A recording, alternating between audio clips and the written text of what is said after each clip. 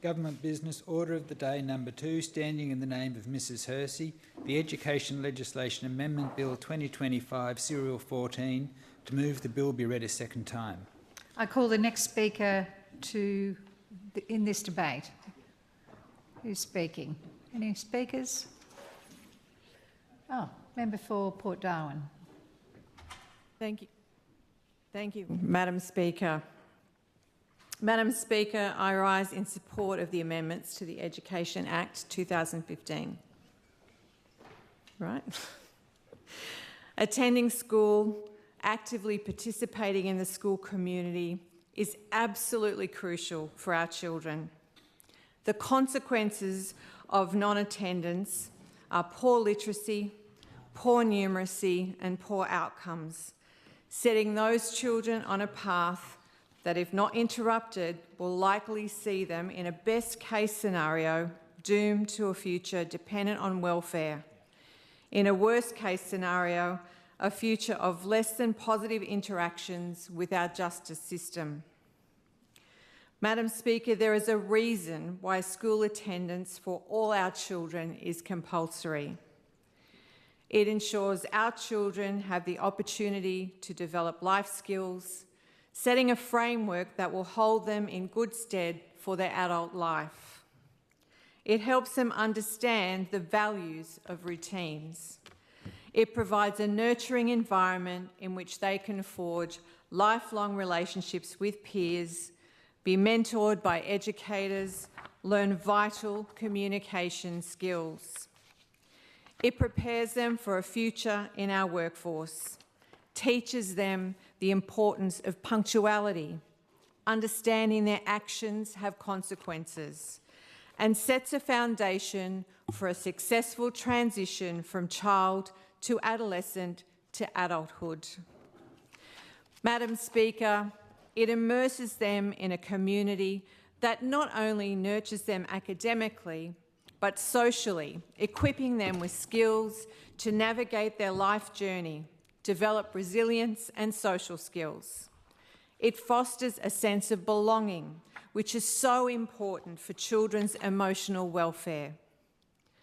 All too often in the Territory, however, we are seeing children failing to attend school, with parents failing to take responsibility for their children attending school. Children not at school are children at risk of reaching adulthood, unable to read and write, unable to communicate effectively, unable to secure employment, at risk of falling into patterns of bad behaviour, of not having the resilience needed to navigate life challenges. The data on school attendance in the Northern Territory is abysmal, especially in our remote areas, and most especially for our Indigenous children. In Term 4 of 2024, attendance in the Barkly region for Indigenous children was 43.8%. In Big Rivers, 48.8%. Central Australia, 51.5%. And East Arnhem, an absolutely disappointing 38.9%. It was a little better for the top end region at 60.8%, with attendance in Darwin topping the list at 71%. Averaged across the Territory, however, it was 55.2% compared to non-Indigenous children attendance coming in at 84.2%. Most disturbing in the statistics, Madam Speaker, was that school attendance dropped off in the most critical periods for our children, and that is in the middle to late high school years, the time when they should be progressing a pathway into their future, progressing a pathway into a job, progressing a pathway into a healthy, fulfilling life for themselves and the families that we would hope that they would be planning on building. This situation is one that cannot continue, and it is for this reason that the amendments to the legislation are critical. Enshrining the role of school attendance officers in legislation ensures there is no doubt as to the importance of this role, and that the role is clearly established, absolutely delivering on our election commitment to ensure that our children attend school, and where parents fail to make that happen, Madam Speaker, they will be held to account. As the Minister for Children and Families, I particularly commend my colleague, the Minister for Education, for her efforts in this space, with the role of school attendance officers playing a pivotal role in the work our circuit breaker team are doing as they work to ensure children are safe, happy, well cared for, healthy, and attending school. When a child is found out on the streets at a time when they should be at home safe in bed, getting a good night's sleep so they are well rested the next day and able to attend school, after they are returned to a safe place for the evening, the next day the team follows up with families and investigates what that child's family situation is, including whether or not the child is attending school. This is where the school attendance officers play their part, working with the team to work out what's happening with that child. The school attendance officers identify if that child is attending school, and if not, in conjunction with the circuit breaker team, they work with the child's family to reach an agreement about what is required to ensure that child does attend school. Keeping in touch with the team, they help ensure that the child remains supported and attending school, giving that child a fighting chance. As the Minister for Children and Families, I all too often see the consequences for children who are not actively attending school. Too often I'm advised of situations where children are finding themselves before the justice system, and when looking into those situations, more often than not, I find they are children who have not had the benefit of an education, who have not experienced the opportunities being part of a school community can provide. And it is for this reason, Madam Speaker, that I stand in support of the amendments to this Act. Are there any other speakers? Yep. Member for Guyula. Thank you, Madam Speaker. Madam Speaker, I rise today to speak on the Education Legislation Amendment Bill, and the Territory Labor opposition will be opposing this legislation. As a signatory of the Better, Fairer Schools Agreement, Territory Labor supports the unique student identifier amendments to the Education Regulations Act 2015 in isolation. But the main focus of this legislation goes to show that the CLP are once again failing to consider the complexities surrounding the issues of school attendance in the Northern Territory as they try to address it as a one-size-fits-all punitive approach. Children across the Northern Territory are legally required to attend schooling or other approved education and training from 6 years old to 17 years old. If they fail to attend, Madam Speaker, the Act provides the tools and powers necessary to investigate and sanction failing attendance. But the CLP's focus on truancy officers, rebranded as school attendance officers under these amendments, with the sole overarching aim to be punishing parents and students with infringement notices and further threatening the most disadvantaged, and quarantining of welfare payments is not the answer. Madam Speaker, education is absolutely crucial. It is a crucial component in ensuring that all Territory kids have the skills and the knowledge they need to get the best start in life. Solely focusing on school attendance is based on the flawed assumption that attendance leads to engagement in the classroom and increased academic performances. The important aspect of education is also about being engaged and motivated in your learning. But rather than presenting a credible plan to engage Territory kids with their education, the CLP is touting this fear-based mechanism which overlooks the root causes of absenteeism, strains relationships between communities and authorities, and applies overwhelmingly to Aboriginal Territorians in remote areas. Territory Labor knows work needs to be done when it comes to education and attendance, but it must be done in genuine partnership with communities, that there is a focus on helping empower them. Labor believes that delivering quality education for every child and young Territorian requires a system that is relevant, engaging, culturally responsive, flexible and appropriately funded, particularly those of remote areas where attendance has long been a challenge. There are 153 amazing schools across the Northern Territory. 40 of those schools are in remote areas and another 91 are located in very remote areas. That is around 71% of government schools in geographically remote areas and which experience the greatest challenge with school attendance through the year for a host of complex reasons. What we do know is that punitive approaches are not the answer to increasing school engagement and attendance in these remote areas and in long-term solutions, because it fails to support, motivate or inspire students to engage in their learning. Sanctions may be a legit reason, last resort mechanism to encourage families to assist their children to attend school, which is why powers already exist under the Act, as in every jurisdiction across Australia. But we must also differentiate between voluntary disengagement and non-attendance, resulting from cases or factors outside the child or the family's control, something that the CLP continually fails to understand.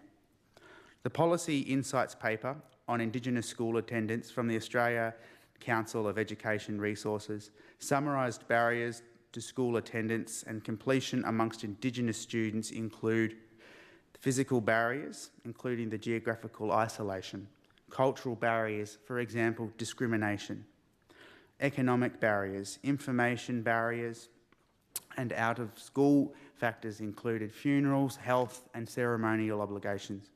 National data also shows that Aboriginal children and young people are more likely to experience family violence, mental health issues, overcrowded housing, contact with the juvenile justice system and disability. Considering all these factors together, it is clear that solving the issue of non-attendance in Territory schools is a broader social policy and challenge that cannot be solved by the education or truancy officers by their own.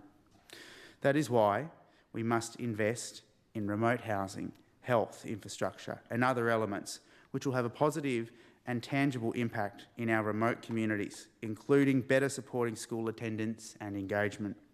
Madam Speaker, I would like to point out again the disgraceful rhetoric coming from the Education Minister.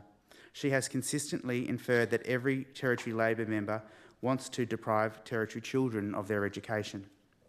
But what I have found more disgraceful, Madam Speaker, is the simplistic and derogatory narrative surrounding parents and their parental responsibilities. Taunting that you'll somehow improve school attendance by punishing already disadvantaged families and in particular Aboriginal women, including women who are victims of domestic and family violence. The CLP are either ignoring or willingly ignoring the broader systemic and structural challenges that are faced by families in remote communities. The Minister for Education, in her recent op-ed piece on the 26th of February 2025 in the NT News, said, "I believe the major factors restricting Indigenous children from attending school is the level of responsibility of some parents. No apologies for having a strong emphasis on parents' responsibility, enforcing the fact that it is the law for parents to send their children to school. We believe unpaid fines should come out of Centrelink payments." Madam Speaker, with these amendments, it is clear that the Education Minister has very little vision when it comes to improving educational outcomes for Territory children. So far, all we have is fines for vulnerable families and swimming lessons that schools need to pay for themselves. The CLP is reverting back to the good old strong-arm days, straight out of their playbook, taking points from years gone by. Research and failed policy has shown that withholding welfare payments to socio-economically vulnerable families if their children fail to attend school has little to no impact in that area, but further impacts and sends families into further disadvantage and abject poverty. This CLP government has learnt nothing from the failed Commonwealth School Enrolment and Attendance Measure, STEM, which operated between 2013 and 2017. The SEAM program initiative reduced welfare payments to parents whose children didn't attend school. The scheme was evaluated by the very own Commonwealth Government with a study by Harvard University and randomised control trial. It showed that no systematically and statistically that there was significant difference in attendance before and after the interventions in the school took part in the study. SEAM integrated truancy officers and welfare supervision, but there was no consensus or evidence about these sanctions working as a mechanism to increase school attendance over the long term. Then CLP and Indigenous Affairs Minister Nigel Scullion said in an NT News article in 2016, all evidence continued to show that the measure was ineffective in getting kids to school. The Education Minister would like to trick Territorians into believing that this policy mechanism and rhetoric works, but linking school attendance with welfare payments does not work. It can only cause further disadvantage and harm. The Education Minister doesn't even have the jurisdiction to remove Centrelink benefits like she's touted on multiple occasions and has failed to get the Commonwealth to go along with her scheme. There are serious questions surrounding the legislation and policy. What will change surrounding the enforcement and recovery of penalties? How will some of the Northern Territory's most economically disadvantaged people who rely primarily on welfare payments to live be expected to pay a fine plus food, plus look after their house, plus pay their rent, as we've heard earlier? We've already seen the policy cause distress in remote communities such as Manuel, because the government didn't work with the community to communicate the new policy. We've heard about mothers fleeing violent homes with their families, ending up receiving a fine. We've heard about mothers whose family members are on renal dialysis and the child attending with them for that very important appointment, receiving fines for not sending their children to school. How will the 24 school attendance officers work across 153 government schools, Madam Speaker? Whose responsibility will it be to cover the remote schools? How will parents be informed of an infringement notice coming via the post, Madam Speaker?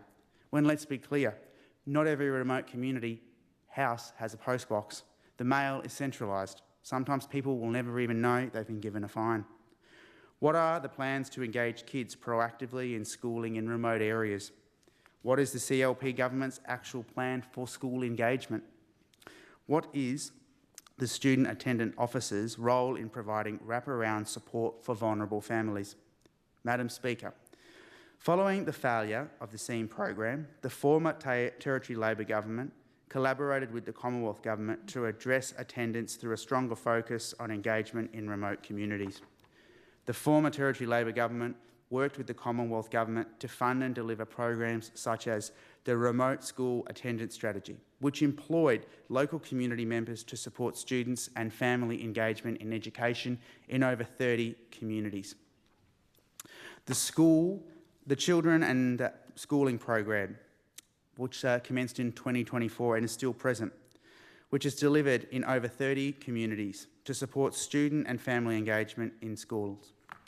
The former government also shifted its focus to staff working with families to identify and overcome the barriers to attendance rather than issuing punitive infringement notices, but with the recognition that there should be some circumstances where sanctions were considered appropriate were applied. That's why the power still exists under the Act. Madam Speaker, we know that when families and communities are engaged in students' learning, outcomes are absolutely better. That collaboration and engagement with families can help build patterns of attendance. Madam Speaker, investing in the earliest years of a child's life with programs like Families as First Teachers, promoting positive education experiences and establishing good habits and patterns of attendance. Providing more support for students with additional needs, such as flexible schooling options to re-engage students in learning. Resourcing schools appropriately so they can offer engaging programs and initiatives that help keep kids in school. And putting communities at the forefront of decision-making for their children through local decision-making agreements, such as the Groote Eylandt LDM agreement. Madam Speaker, we launched the Northern Territory Education Engagement Strategy, which was informed through 72 consultations across the Northern Territory, yes, in remote communities, and 52 online submissions. $10 million was allocated to Phase 1 of the Education Engagement Strategy, delivering the expansion of the very successful Remote Aboriginal Teacher Education, also known as RATE program, to ensure the ongoing sustainability of the program and increase Aboriginal educator numbers. Improved cultural responsiveness training for education staff. Improved school counselling services through a partnership-centred approach, including improving cultural responsiveness. A partnership with MeWatch and Yirrkala School to deliver culturally appropriate wellbeing and mental health services. Strengthen the inclusions of First Nations languages through the Indigenous language and cultural curriculum. The Youth Voice Peak Group. The establishment of the Regional Aboriginal Education Advisory Group and an agreement between APONT, the Department of Education, to support the establishment of a Peak Aboriginal Education Advisory Group. All 6 regions developed engagement goals in their regional strategic improvement plans, demonstrating the value of place-based and supporting regional responses to supporting student engagement. We focused on improving patterns of attendance through those programs to help grow. Programs that included the top-end school of Flexible Learning Campus in Malac, in Palmerston and Dondale Youth Detention Centre, the Catherine Flexible Learning Education Centre, the St Joseph's Learning Centre, Centralian Flex, Learning on Country programs, the Alice Springs Follow the Dream, Palmerston Youth Skills Centre, Healthy Life Creative Program, Back on Track program, which was cut by the CLP, the Yipirinya and Shepherdson College Sunset Schools, the NT Youth Voice Peak Group, Leaders of Tomorrow Aboriginal Student Aspiration Program, Clontarf Academy, STARS, and On the Right Track, Madam Speaker. Every government school has a goal and a target relating to increasing student engagement in their annual strategic improvement plan. 29 service-based student engagement advisors work directly with students and families across the Northern Territory to remove barriers to engagement in education by coordinating access to services. In addition to student engagement advisors, there are 10 school-based enrolment officers working across 12 schools. These officers work with students who have low levels of attendance and students who are chronically disengaged. Madam Speaker, there are also significant other notable achievements. Securing the $1 billion Better School and Fairer School agreement in partnership with the Federal Australian Government to fully fund and fairly fund all 153 public schools across the Territory. Announcing a new enterprise bargaining agreement to deal with public school teachers and support them in mid-2024, delivering a salary increase of about 13% over the next 3 years. Established Families as First Teachers, the FAFT program, across 55 sites and provided $12.28 million for continued delivery of Families as First Teacher programs to ensure that children and families are engaged in early childhood learning. Implemented community-led schools and local engagement in decision-making, lead committees. 50 lead committees have been established. Provided $40 million towards on-country learning initiatives to boost attendance in all 46 Central Australian schools. Reinstated and supported school-based police program across 13 sites, Northern Territory schools, which was cut by the then CLP Giles government. Provided $300,000 to every school for upgrades under the Better Schools program. The No School, No Service campaign with Territory businesses, and increasing the back-to-school vouchers for Territory families from $50 to $200. Madam Speaker, the CLP will deliver their first budget in May. When the CLP were last in government, let's not forget, they cut $52 million out of education in their first mini-budget. We can't trust the CLP minister to get back and do that important work when she has the Treasurer on her back chopping away. This previous CLP cut and ripped $135 million out of Territory School. 500 teachers were sacked. Madam Speaker, investing in our schools is critical. We absolutely acknowledge that the investment needs to be continued. Investing in education, in government educational infrastructure, should not be played with. It should always be a priority. We know that the CLP's failed strategies, such as truancy officers, who punish parents and students with infringement notices and prosecutions of parents, will not work. Instead of crafting an educational plan, the Minister for Education is crafting photo opportunities. It's blatantly clear that the Minister for Education has never worked in the education sector before and is not someone who should be making critical decisions based on our children's future. Madam Speaker, it would also be fair to point out, when we hear in this chamber about education ministers, from 2012 to 2016, the CLP had 6 education ministers during that time. Madam Speaker, I have spoken at length about the importance of this, and I want to reiterate that the government have now been in for a significant time, and when it comes to education, investment, initiatives, policy development opportunities, we have heard very little about what they are going to do to engage and improve educational outcomes rather than dragging children to school from a punitive approach and fining families. We heard in the briefing a number of people have already experienced the fine. A number of parents, predominantly Aboriginal women, are the people who are being issued the fine, not the fathers, even though they are equal caregivers. This policy is directed at targeting vulnerable Aboriginal people. Again, we have heard time and time again in this chamber about why a punitive approach is needed. A punitive approach is not needed when it comes to education.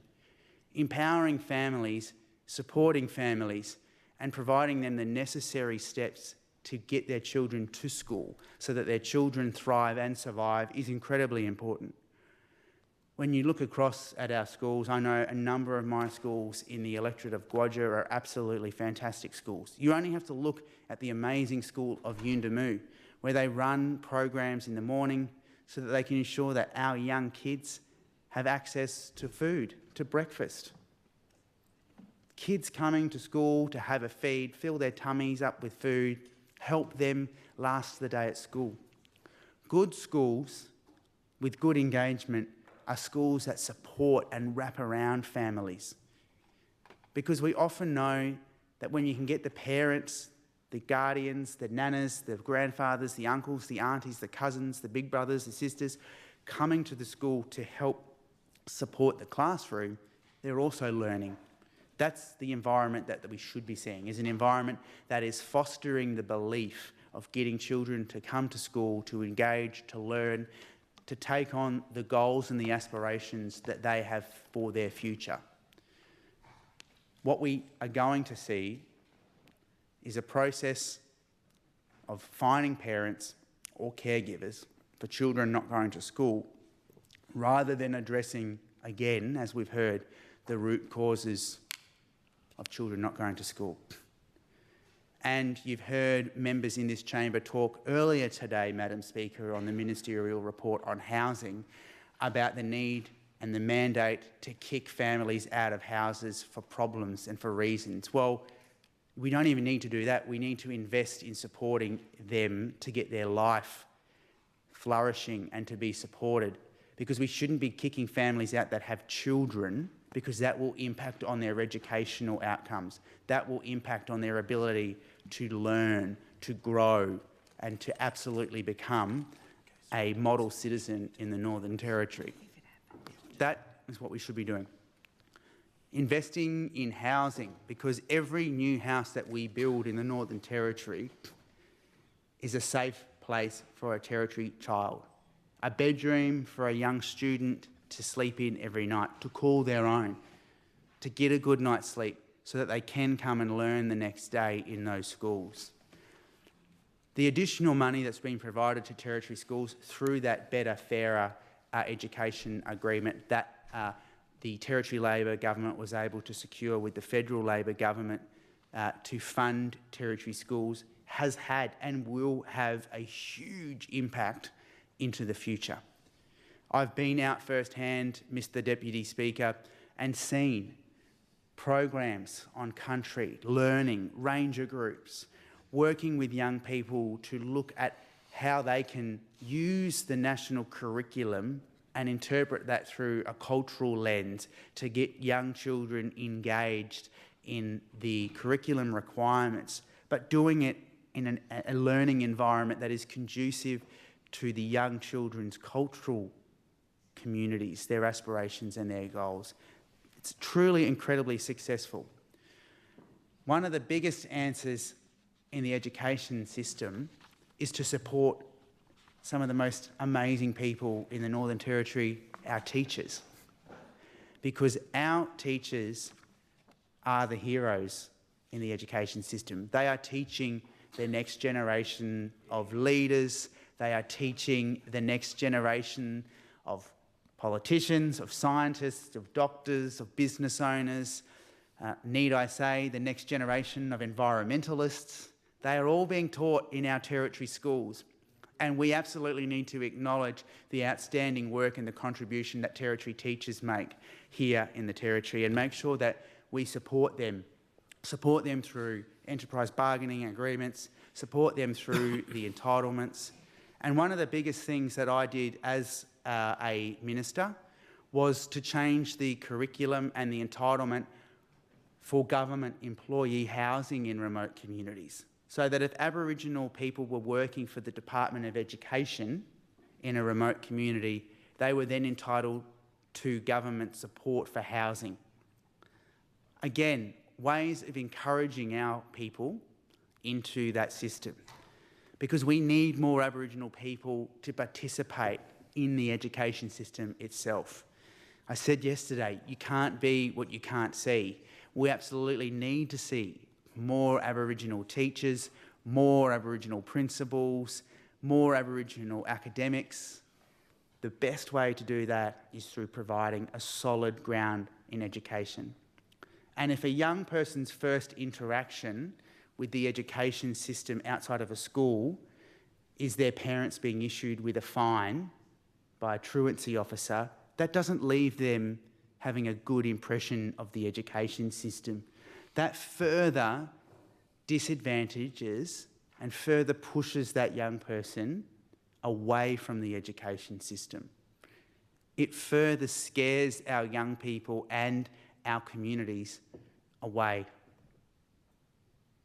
Like the member for Mulka, I actually grew up experiencing the Northern Territory intervention in remote communities. My family in Mutijulu, in Papunya, in Santa Teresa, Yuendamu, terrified when child protection, Territory families workers would rock up, when education people would work up, frightened that they were going to be like the stolen generation and remove their children. And I will acknowledge that so much work by both parties has been done over many years to try and repair that stigmatisation and that impact and that feeling on young kids. But bringing in these policies whereby young children who are often helpless are being exposed to environments where families already living below the poverty line, families already struggling in the Northern Territory, are going to be left dealing with another thing to worry about, another fine to try and find the money to pay for. How do these fines work when people are probably already being penalised through Centrelink, through CDP? How do these fines work when parents are absolutely trying their hardest to get their children to school, and rather than being supported, they're being penalised? You know, we have already heard a number of experiences where families have been issued with a fine, and there have been reasons why they've been unable to attend school to do that. There are so many ways, Mr. Deputy Speaker, that we could be presenting a better way of doing things in the education space. And as I said, there are already existing provisions in the Act which would allow, as a last resort, an infringement. The Act doesn't need to be changed to allow that. Mr. Deputy Speaker. What we do need to be doing is doing that investing.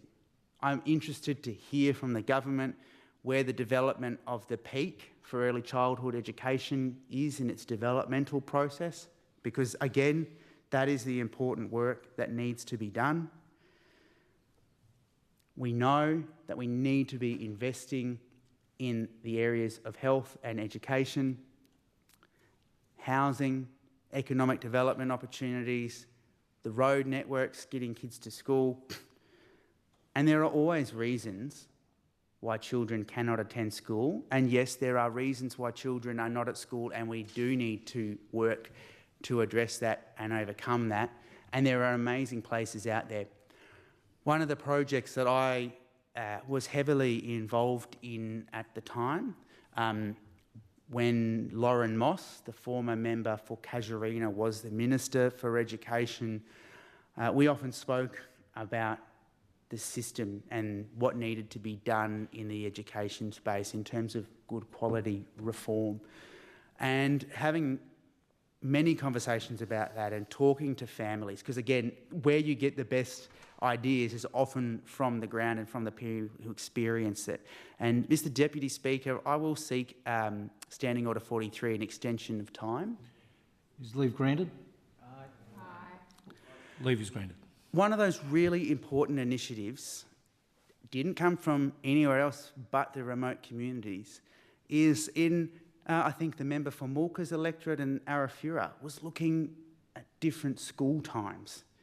Not every kid can go to school between 8 and 3, and there are different seasonal requirements which prohibit kids to go to school.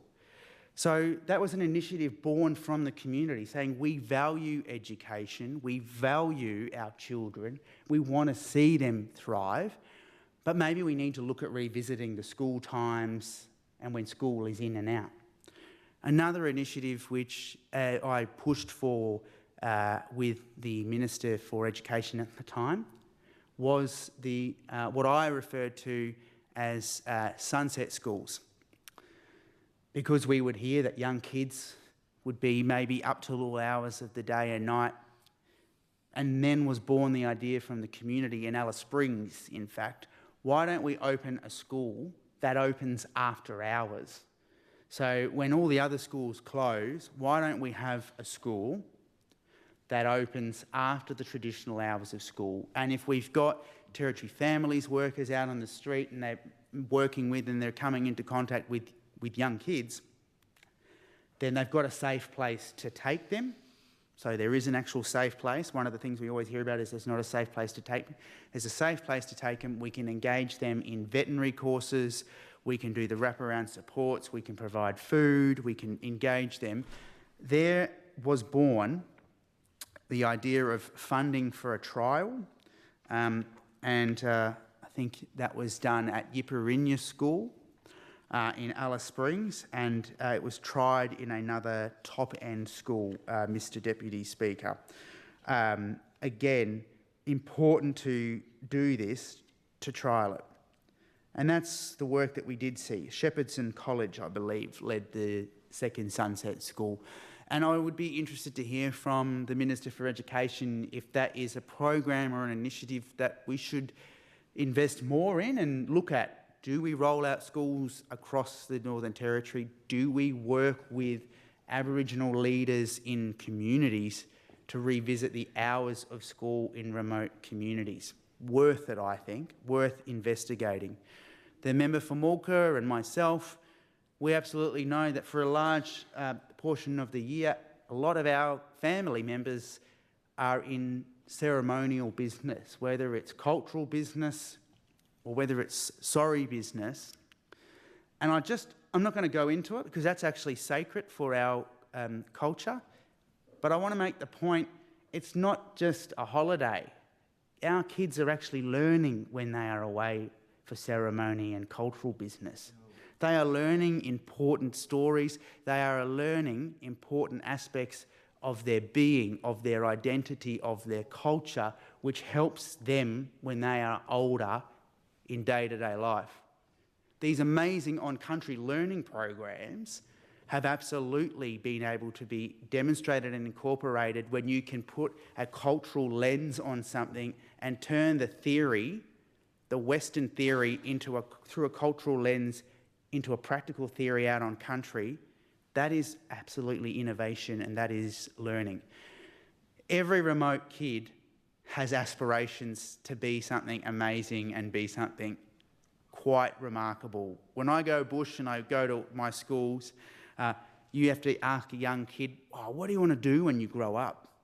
"Oh, boss, I want to be an army man. I want to be a hairdresser, or I want to be a policeman, or I want to be a teacher."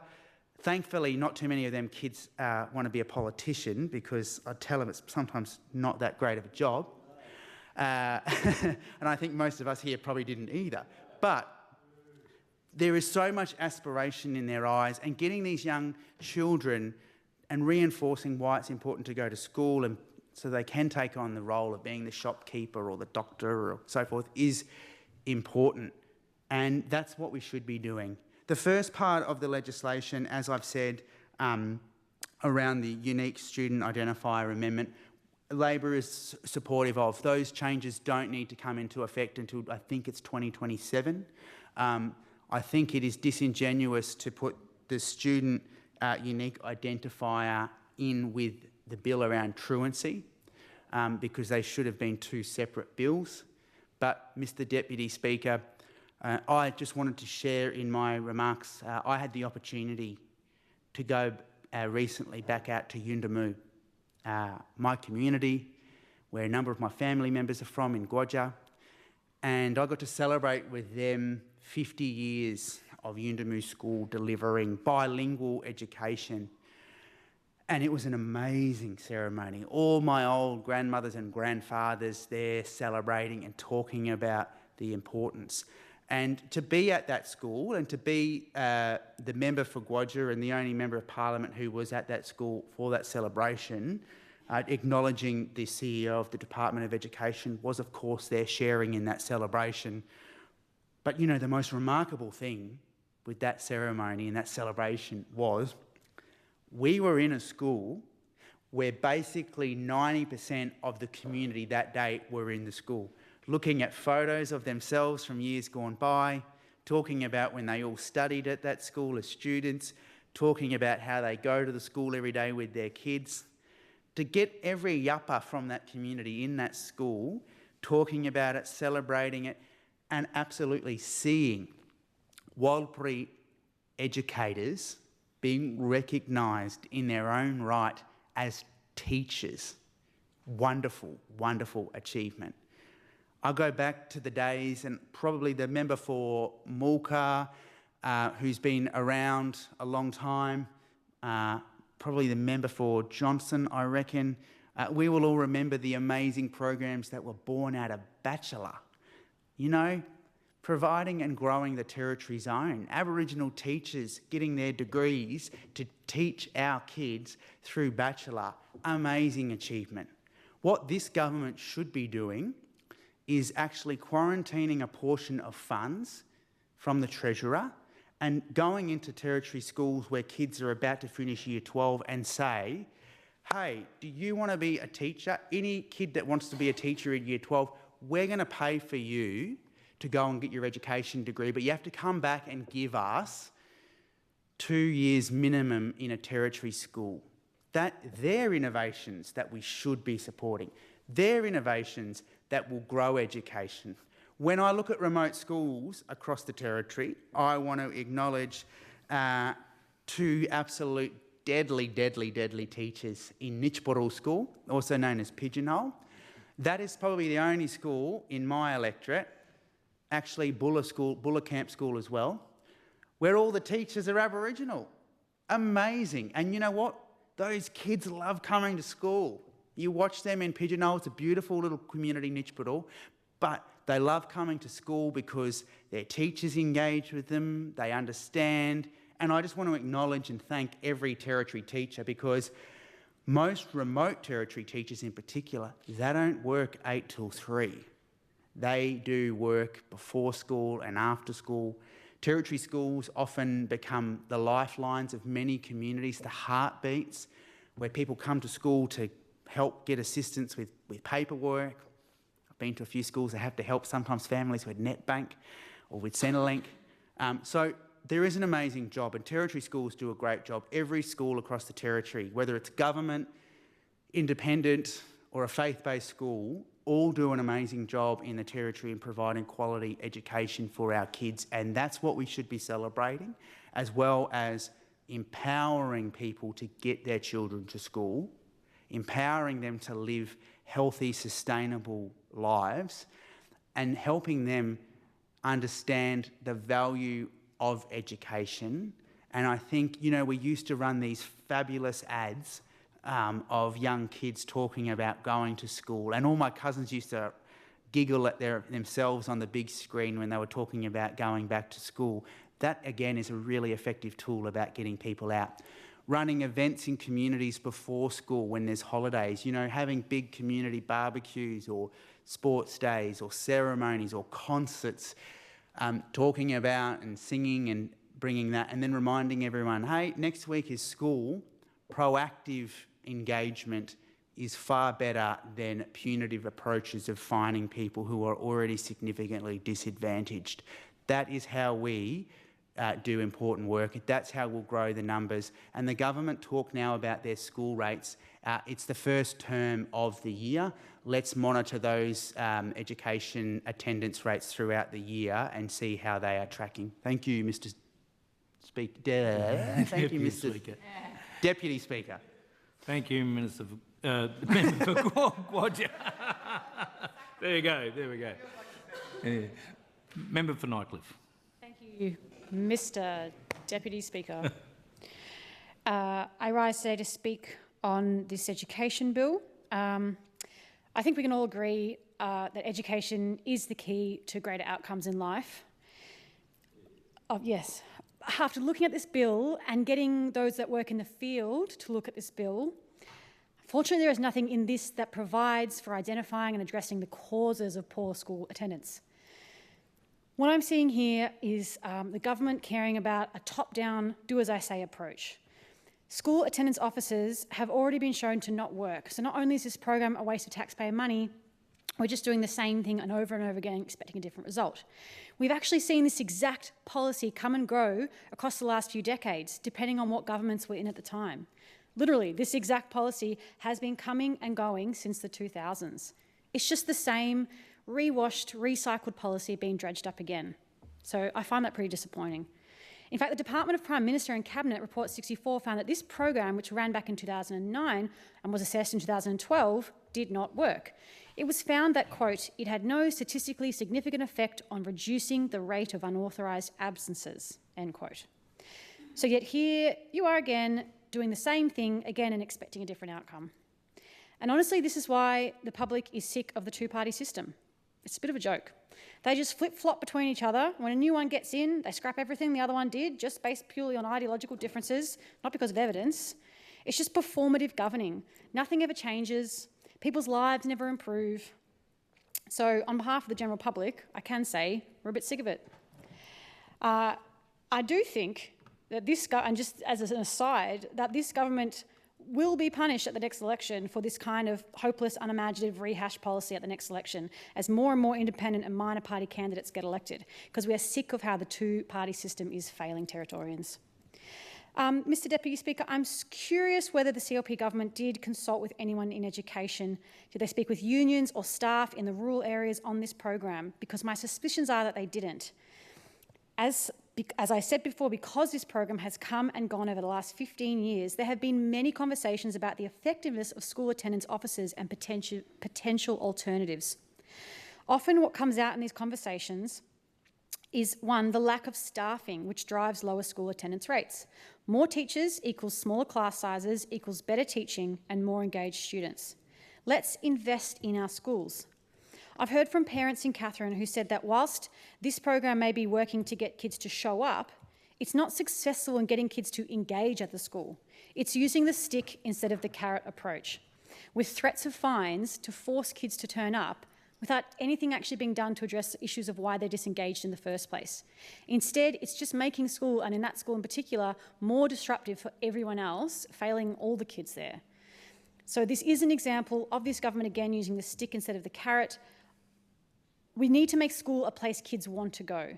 If there is greater support, schooling in not just English, which is really, really important, the bilingual and a multi-language education, and engaging programs that incorporate culture, then we might start seeing kids more excited to go to school. I cannot support a bill that is seeking to fine already disadvantaged parents. In fact, I don't think anyone in the Assembly should. We all voted in favour of the motion brought by the member for Mulca yesterday to reaffirm the principles of the Aboriginal Justice Agreement.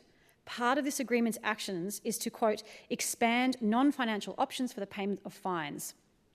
This builds on the recommendation from the 1991 Royal Commission into Aboriginal Deaths in Custody that the default on the payment of fines should not pose a risk of imprisonment.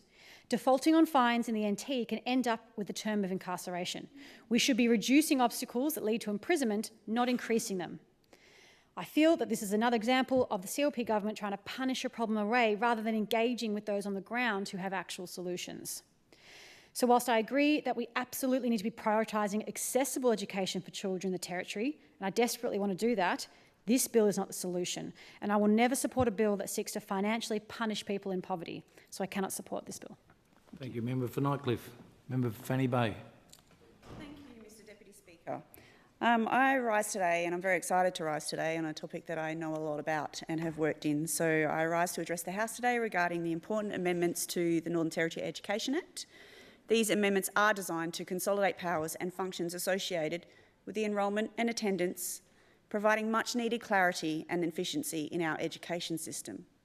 So I just wanted to start to remind those opposite of a few things that I think they may have forgotten about over the last 8 years or so.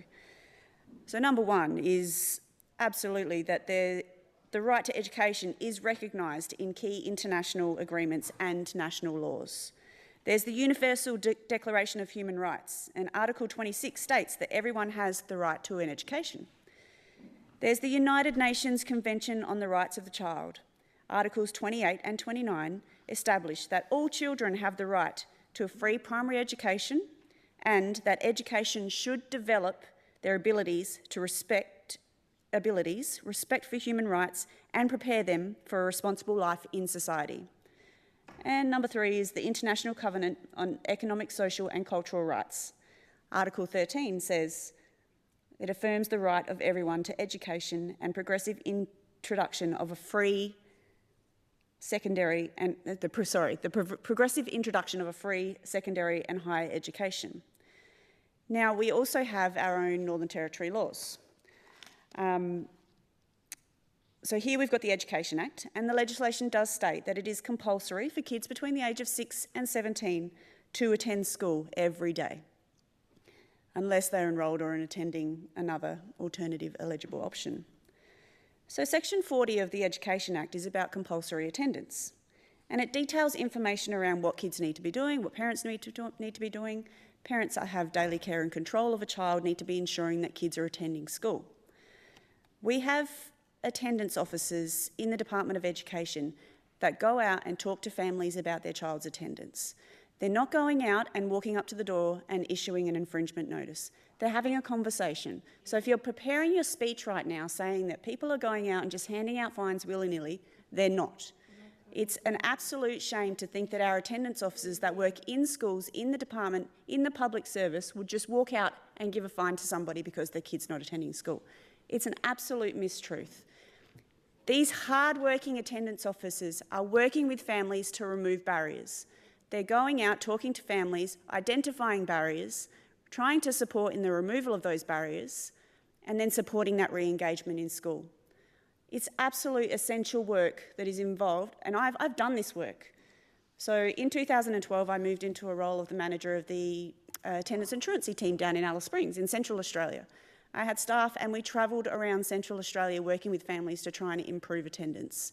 It was hard work, but we did not go out and issue fines unless we had absolutely no reason not to issue a fine. If a family was talking about sorry business, if a family was talking about cultural business, there are absolute reasons why people don't attend school. And the Department of Education supports those reasons. There are many, many families that don't have a reason for not sending their kids to school. They simply refuse to send their kids to school.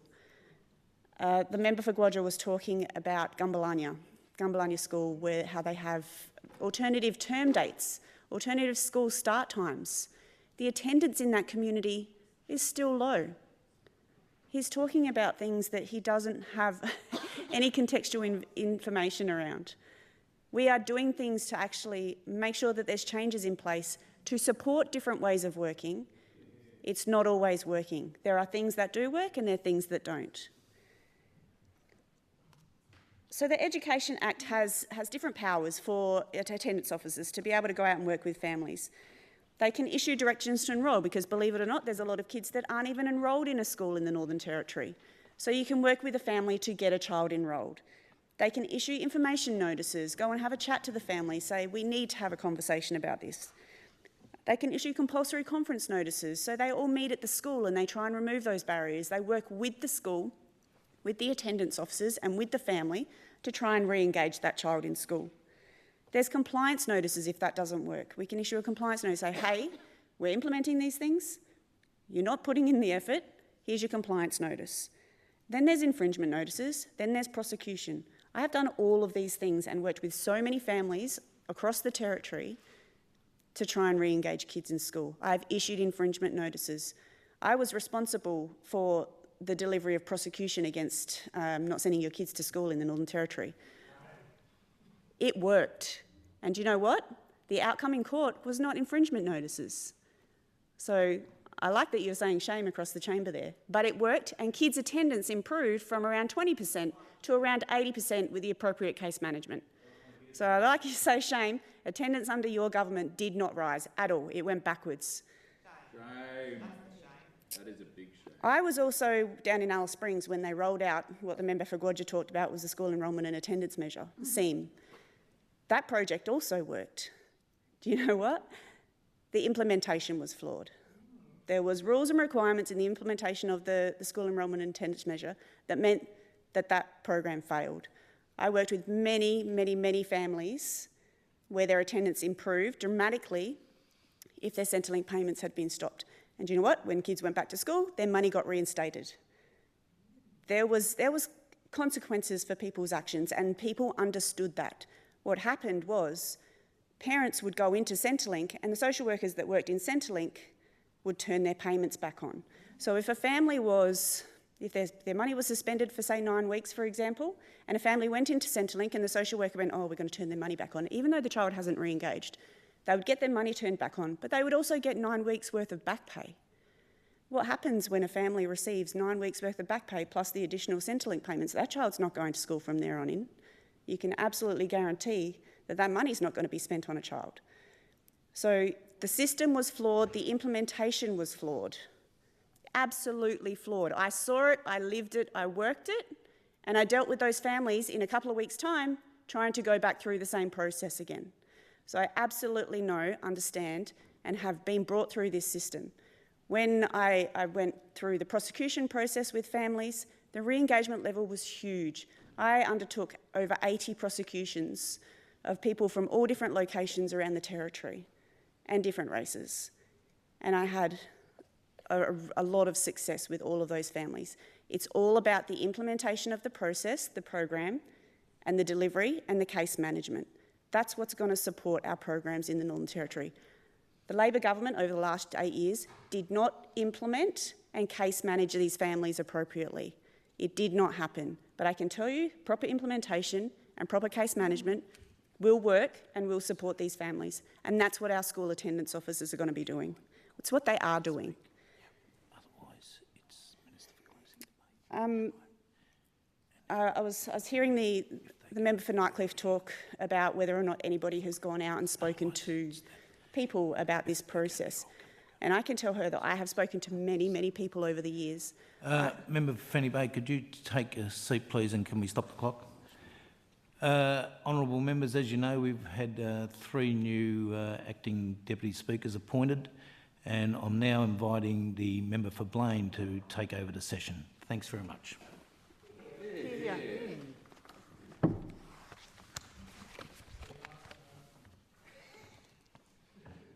Be gentle, it's my first time.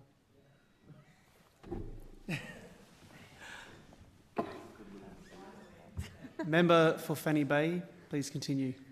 Continue the clock. Thank you, Acting Deputy Speaker. Welcome. So I'll just continue. What I was saying was I have absolutely spoken to people on the ground. I've spoken to workers, I've spoken to teachers over time and time again. What they want is to be able to do their job. In my maiden speech in Parliament, I talked about the need to reduce red tape. Over the last 8 years, teachers have been required to be absolutely everything to everybody. They're required to be disciplinarians, teachers, counsellors, youth workers. They're supposed to go out and pick kids up, drop them off. They're supposed to be lifeguards. They're supposed to be absolutely everything to everybody. They are teachers and their job is in a classroom to educate our children. We need other people working with these families to make sure that we can support that re-engagement in school. I've lived and breathed this work for a very, very long time now, and I absolutely support what's happening here today. We've talked about, the member for Guyula talked about cultural learning, on country learning. As I can say again, these attendance officers will not go out to families and just issue fines. They are working with the families and identifying barriers. I'll say it again and again and again. So please, if in your speech you are aiming to say that you think that they're walking out and just giving fines left, right and centre, they are absolutely not. They are working with families, they are mediating, and they are making sure that they try their best to remove any barriers that the family identifies to get that child back to school. These proposed amendments will absolutely streamline processes related to enrolment and attendance. The powers and functions will reduce bureaucratic hurdles and enhance the overall efficiency in our schools. I know that I worked in that space. Authorised officers were responsible for doing these jobs, and that meant that we had to go out and get, what did we get? Instruments.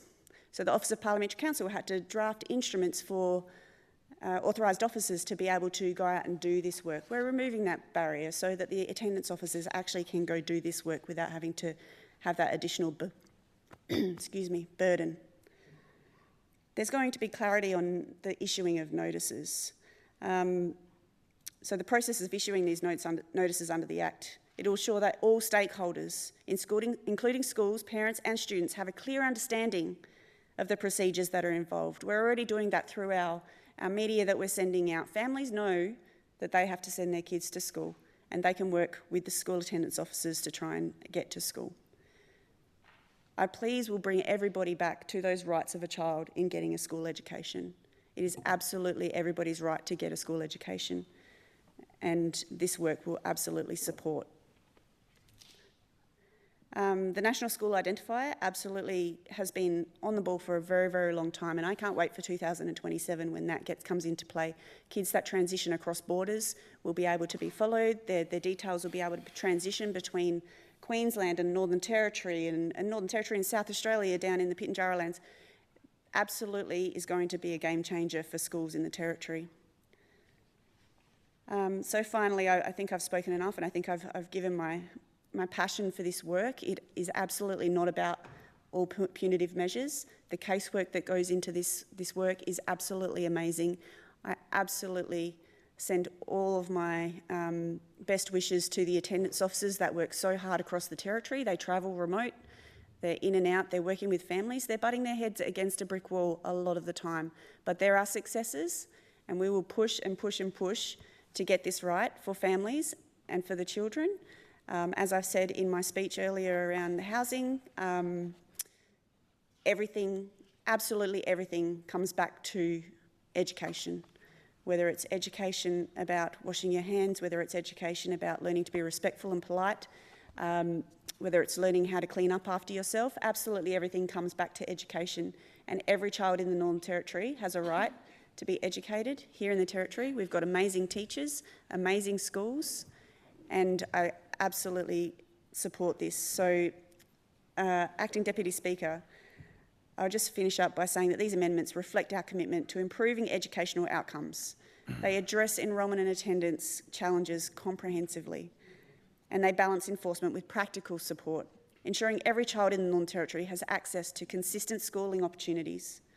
I commend these reforms to the House and urge my colleagues across the chamber to support them. Thank you.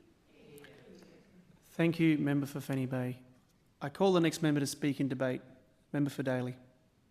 Thank you, Mr Acting Deputy Speaker, and welcome to the Chair for the first time. I hope you enjoy it and keep the House under control when it's needed. Mr Acting Deputy Speaker, I'd like to contribute to this debate on the Education Legislation Amendment Bill. It has been said many times in this chamber that every school-aged child deserves a quality education that gives them the skills needed to turn every challenge they encounter in the world into an opportunity. Territory Labor knows more work needs to be done when it comes to education and attendance. We need to get our kids back into schools. However, this cannot be done by forcing our kids into the classrooms and fining and threatening the withholdal of welfare payments from families that are already at a financial disadvantage and stress. History tells us this does not work. Instead, we need to look at the root causes of why our kids are not going to school and find a strategy done in partnership with their communities. When families and communities are engaged in the education of their young people, then education outcomes start to flourish. Mr Acting Deputy Speaker, this government is under the assumption that attendance equals engagement in the classrooms and better grades, and that truancy officers, under the rebrand of student attendance officers, will be their silver bullet to get kids back into the classroom.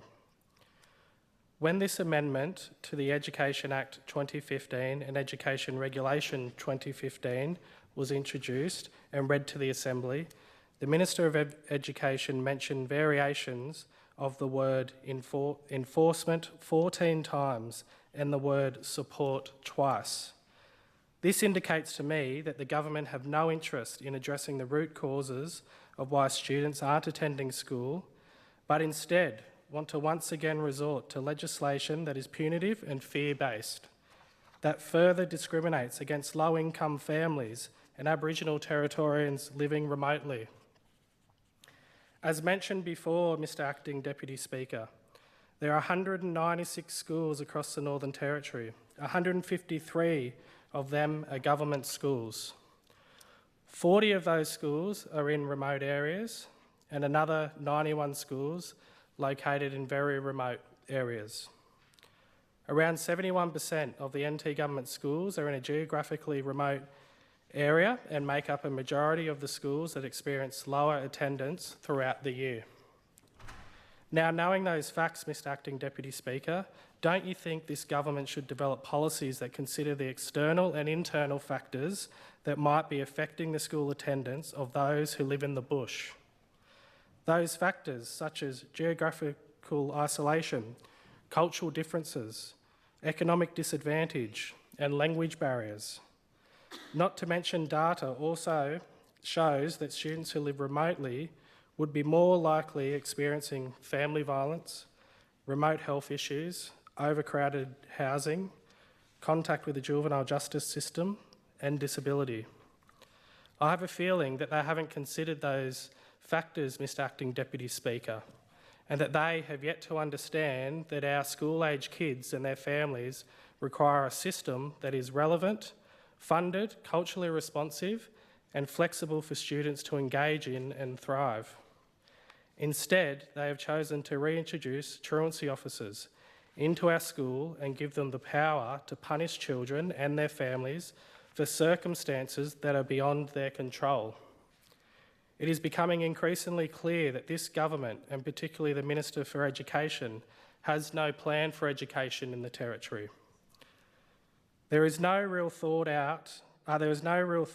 being put into remote attendance, and they are just recycling decade-old ideas, of which have been called ineffective in getting kids to school, by no other than the former CLP Senator and Aboriginal Affairs Minister Nigel Scullion. Mr Acting Deputy Speaker, the former Labor government valued education and investment in education and well-being of all Territory-age children. We learned and adjusted from the failures of past governments and worked with communities and families to find ways to improve school attendance and keep students engaged in the classroom. Mr Acting Deputy Speaker, and some of those underlying issues have been addressed by the former Labor government when we signed a local decision-making agreement with the community of Emu Point. And I'll state out that Aboriginal agreement, which I understand the Minister for Aboriginal Affairs will only continue that up till its expiry date, which is quite concerning, considering that this community put a lot of work and effort into ensuring that this agreement got up and going. Mr Acting Deputy Speaker, the agreement that was signed with the NT Government with the community of Emu Point outlines their aspirations clearly. And it states, the NT Government representatives listen to and respect Emu Point residents' views and understand that residents are best placed to make decisions and advice on NTG government services in the area. Emu Point residents listen to and learn about government systems and decision-making process from NT Government representatives. Parties work in partnership to co-design local approaches to address local needs. The agreement's strategic priorities will be implemented at the place set by Muruyong, which is the Aboriginal corporation in Emu Point. The Northern Territory Government will support capacity building in Muruyong and Emu Point to ensure they have a strong foundation to make informed decisions and have the capabilities required to implement agreed actions. The Northern Territory Government will support Muruyong in its focus on local workforce development and capacity building and local employment opportunities. And throughout this agreement, Mr Acting Deputy Speaker, some of those strategic priorities which we know will address the underlying issue of school attendance. A few of those priorities, as laid out in this agreement with the community of Emu Point, is housing. And I think all members here understand the importance of housing to getting our kids to school. And a part of this agreement, it states, the priority requires action to support Muruyong in additional houses to address overcrowding and maintenance to existing housing to bring them up to standard. Exploring options for the development, transition of housing service delivery, including tenancy and property management with Muruyong and the Northern Territory Government. Exploring options to support Muruyong in construction of additional houses to support local employment. Planning for current and future housing needs. Another one of those priorities, Mr Acting Deputy Speaker, was health. And this priority requires action to support Muruyong with setting up a space for visiting health staff, providing accommodation for visiting health staff, constructing a facility for medical services to operate within community, and maintaining health facilities and assets. And then the next point, Mr Acting Deputy Speaker, of one of the priority areas is transitioning early education and childcare services delivering from Murrin to Muruyong, constructing additional education facilities, establishing a school council, which has now been done. Mr Acting Deputy Speaker, agreements like this are what is needed from this government. The continuation of these agreements is what is needed from this government to ensure that we see good school attendance like we do in Emu Point. This is a wonderful example of working with the communities and looking at the broader issues and to address those issues in the community of Emu Point. Underlining some of those priority areas, the community stated that the community wellbeing, and some of the community wellbeing looked at establishing a ranger service, exploring options for recreational hall that will provide a space for the youth, ensure sustainable use of water supply to maintain grass on the oval, focusing strongly on local employment and building the capacity of local workforce, establishing and maintaining a regular sports and recreational program, and establishing a cultural space for men and women. Mr. Acting Deputy Speaker, I've spoken to many of the signatories of this agreement, and I know that they're very, very, very concerned that this agreement will end in 2026, as the Minister for Aboriginal Affairs has outlined, that those agreements will come to an end. After all their hard work, years, their hard work. And Terry Sands, a senior elder, actually personally called me to ask me what was happening with those agreements after the work he has done. And I told him that it's only till 2026. I'm sorry, Terry, but that's what the new CLP government have decided, that they won't continue this agreement. Yet the signatories of these agreements all across the Northern Territory haven't heard from the Minister, hasn't had an explanation. Has the Minister written to them?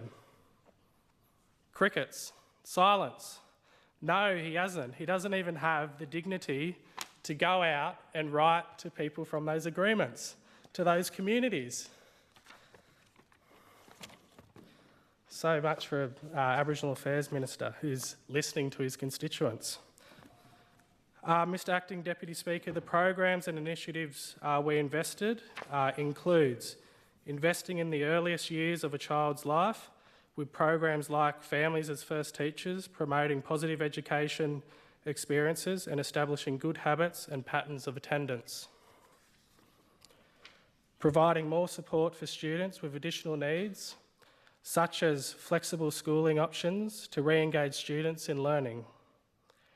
Resourcing schools appropriately so they can offer engagement programs and initiatives that keep kids in schools. And putting communities at the forefront of decision-making for their children through local decision-making agreements, such as the Groote Island LDM agreement. But it is clear, Mr. Acting Deputy Speaker, that collaborative and community-driven solutions is what is needed to get our Territory students back and engaged in our schools. On top of policies to help raise engagement and attendance in our remote schools, the former Labor government invested in the education sector by negotiating the Better and Fairer Agreement, securing the $1 billion Better and Fairer School Agreement in partnership with the Federal Australian Government to fully and fairly fund all 153 public schools across the Northern Territory. Provide $40 million towards on-country learning initiatives to boost attendance engagement in all 46 Central Australia schools, increasing the back-to-school vouchers for Territory families from $50 to $200, reinstating and supporting the school-based police program across 13 NT government schools, which was cut by the CLP in the Giles government, and provided $300,000 to every school for upgrades under the Building Better Schools program. Mr. Acting Deputy Speaker, those were just some of the initiatives that the former Labor government into education invested in, because we know education is a critical component in ensuring that all Territory kids have the skills and knowledge they need to get the best start in life. Sanctions are a legitimate mechanism to encourage families to assist their children to attend school, but we must also differentiate between voluntary disengagement and non-attendance resulting from causes or factors outside of the child or family's control. And I look forward to seeing the CLP's policy in relation to this. The CLP government and its Minister of Education need to come up with a better plan for education that isn't just about punishing families and forcing children and young people into classrooms without right supports. This is why I echo my Labor's team's position and oppose this bill in its current form. On the basis it enshrines truancy officers into legislation and brings punitive measures in focus, further disadvantage low-income families and Aboriginal school children and families who live remotely. Thank you, Mr Acting Deputy Speaker. Thank you, Member for Daly. I call the next member to speak in debate, the member for Fong Lim. Thank you, Mr Acting Deputy Speaker. And might I begin by congratulating you on your promotion to the chair. You are the one member of the House who I am seldom able to make eye contact with, and it's delightful to see your face in front of me. Because I sit behind you. For a change. Mr Acting Deputy Speaker, I rise today to reaffirm sentiments expressed by the member for Port Darwin and also thank the member for Fanny Bay for sharing with us the benefit of her professional experience in the education sector. I think it's important to remember the experiences that we have had outside of this place and bring to bear the benefit of our wisdom and our experiences, whether that be in the private sector, in the public sector, at other organisations, and so on and so forth. So we are lucky to have a diversity of opinion in this room, and we are blessed to have a respectful debate on these issues today. And what I hear is a debate genuinely interrogating policy. And that is a welcome development. It's important that we respectfully agree to disagree on things, and that is possible to do. One thing that none of us disagree about, though, in this House is the importance of education. Education is obviously the key to long-term futures for young people as well as for society at large. And there is, for once, no need for me to exhaustively cite the academic literature in respect of anything to do with the virtues of attending school.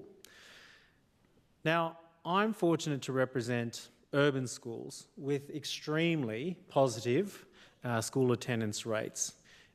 I was recently at the school board meeting for Stuart Park Primary School, which is near and dear to me, and I commend them on how successfully they are encouraging kids to come to school. Likewise, Haileybury Rendell School has fantastically positive school attendance rates. And in both of those places, I note that the attendance rates are extremely high for schools, for students of every disposition and background, including those that identify as an Indigenous cohort. Now, they are two very fine and high-performing schools and in urban areas. And I take on board the points that have been made by members of the chamber that we need to provide incentives for people to want to attend school and make school an attractive place to be and learning a positive experience.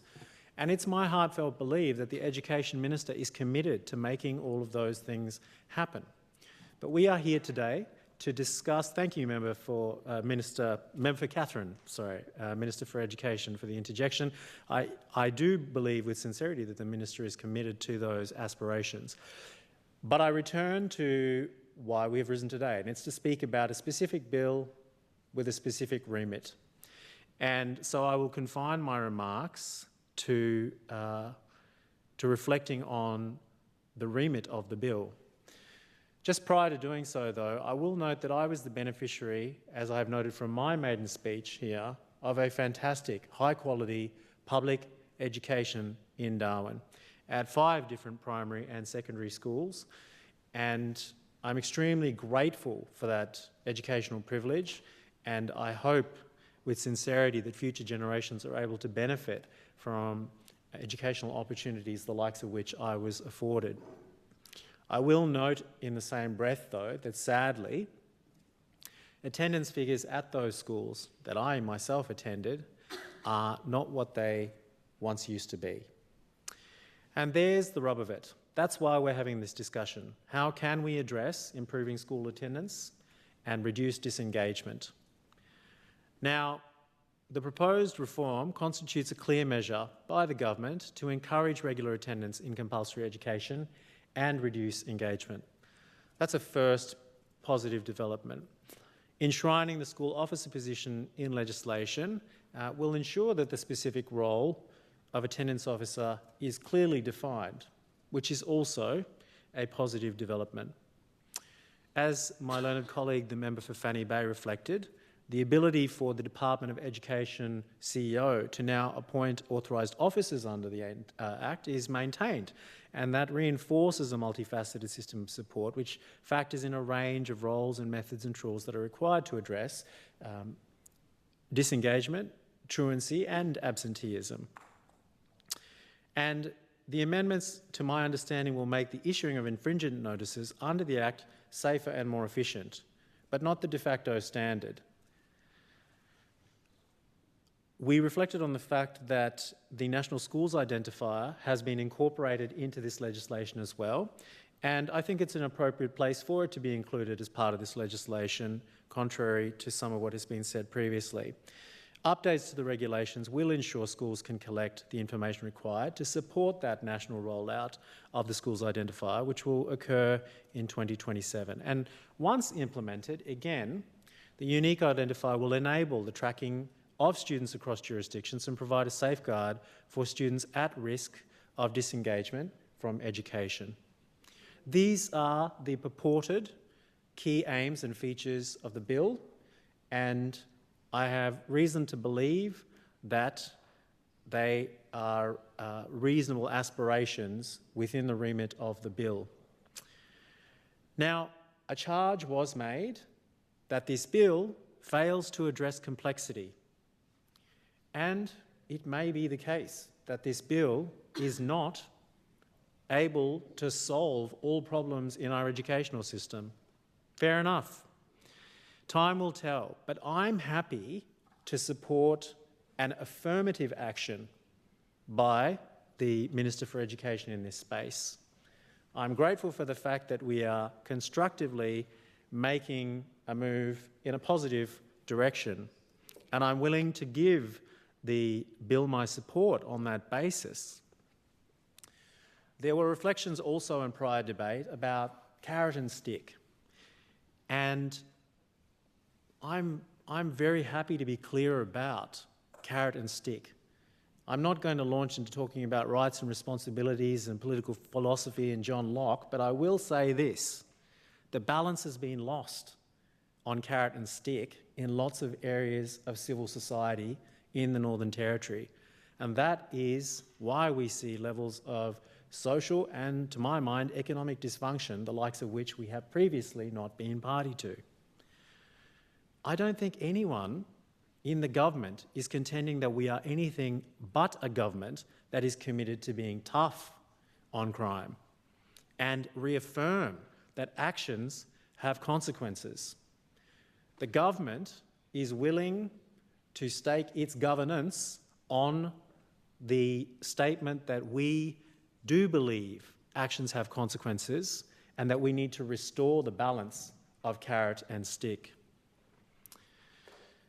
Withholding welfare payments in isolation indeed may or may not strongly correlate with improving attendance.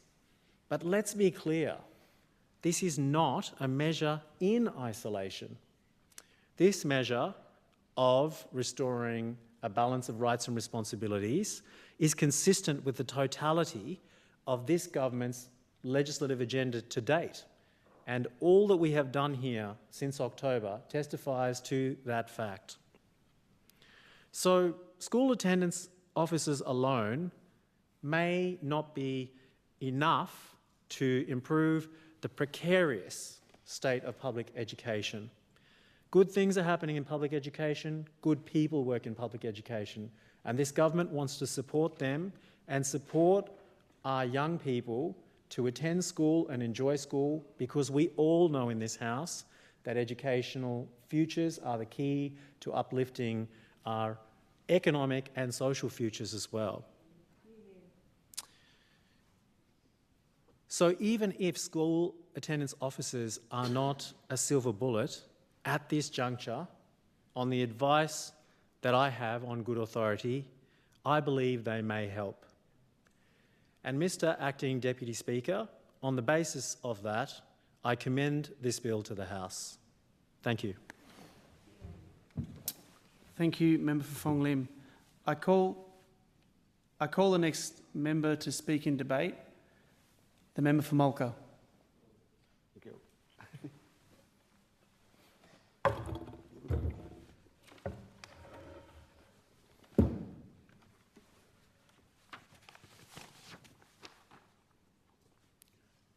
Thank you, Member. Mr. Deputy Chair. Thank you. Speaker, rather. I rise to speak on the Education Amendment Bill. I do not support this or the creation of truancy attendance officers or fines for families whose children do not go to school, and I do not support this bill. Mr. Deputy Speaker, this is an issue of closing the gap, and it requires the department and the government to look at a priority reforms. The first reforms, a priority reform that every government has agreed to is formal partnership and shared decision making. But governments and departments are failing to do this, and then they are left wondering why the gap is widening instead of closing. I think I'll firstly start my experience in this one. I went to school, high school, and I worked as an aircraft maintenance engineer, and then learned to fly, and then at the age of 18, I found myself away from home down south. And down south I was studying to fly and go into engine shop and work on airplanes to give it an overhaul and paintings and stuff. And one day my family said, "Where are you? Yingiya, where are you?" And I said, "I'm in Melbourne, Ballarat, working." And they said, we need you because your next training is here to take up leadership on land, to learn about who you are and to learn about what you need to do. And so by then I saw myself, I was far apart, and I looked at myself like a dog between two masters. Been serving two masters. I learned to educate and at home, on my country, on studies of learning to know who I am, and then I took up studies, and which took me away. We need to close the gap. We need to close the gap, and we can let bilingual education going. Bilingual education going. So I'm saying this of my experience because I learned at bilingual education, a bilingual school, Baranda and Yorongo. This is where I am. This is where I am. And this is what I have achieved, because I can learn both ways and still achieve both ways. The government are telling people this is what we think is best for you and what is right for you. And they are getting it wrong. You don't think you know what is best for me and my people? We know what's best for our people. We can tell you what we want, what we need. And let's work. The Australian government in wide don't know how to help us and sort us out unless we tell you what we need to fix and educate our children. Our children will learn. I learned in two-way school, two-way education.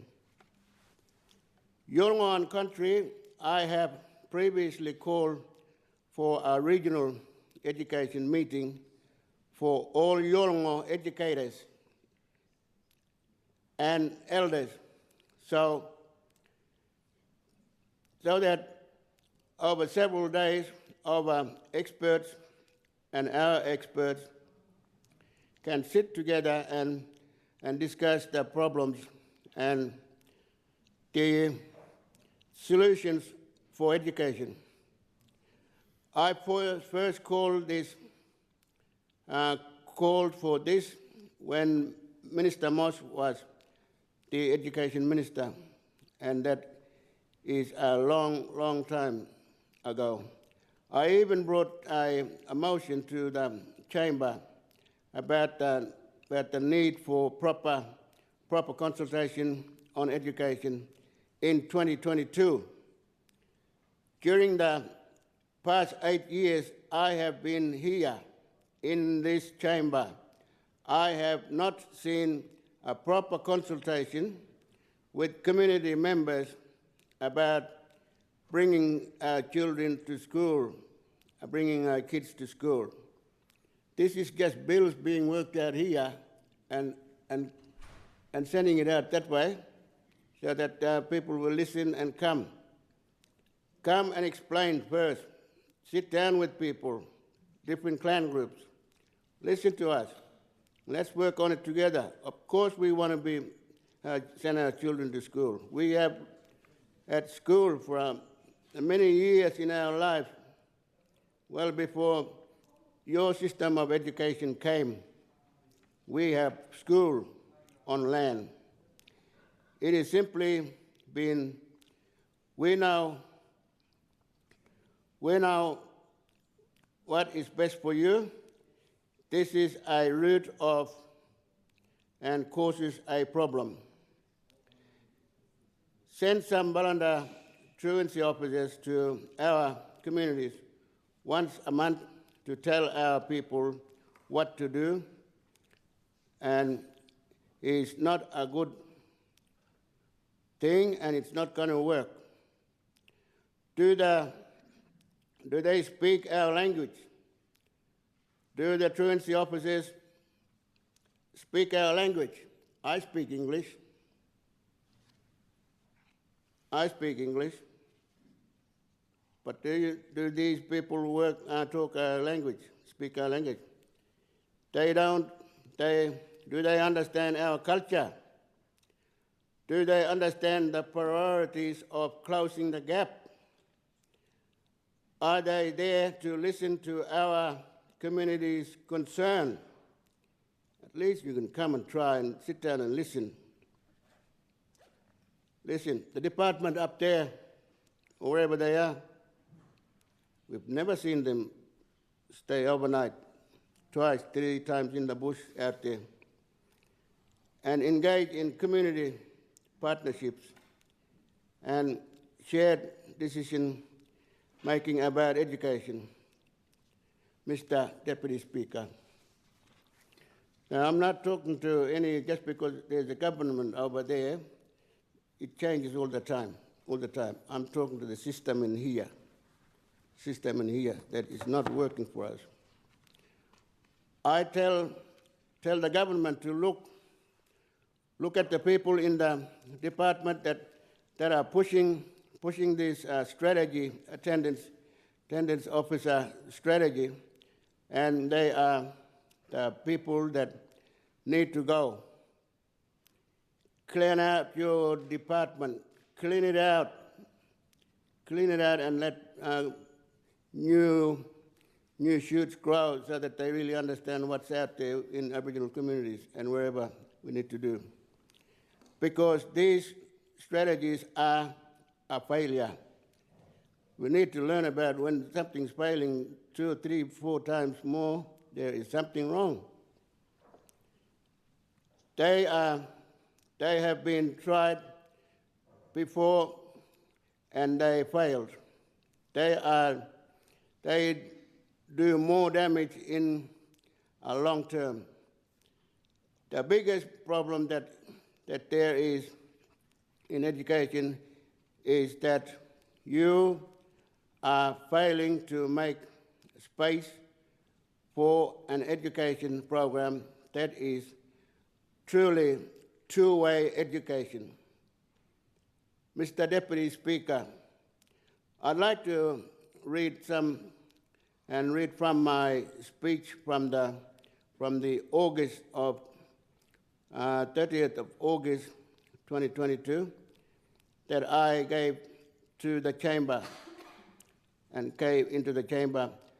I have been saying this and saying the same things over and over and over and over for the last 8 years. So I may as well read this script from this previous speech as well. When I was first elected into Parliament, if children did not attend school, the government policy was to fine parents and take them to court, while the Commonwealth government would suspend their settling payments. After and at the same time, this meant that some of the poorest children and families in the Northern Territory struggled to feed their children, pay their power bills, and just made life harder. It did nothing to address the issues of why children were not attending school.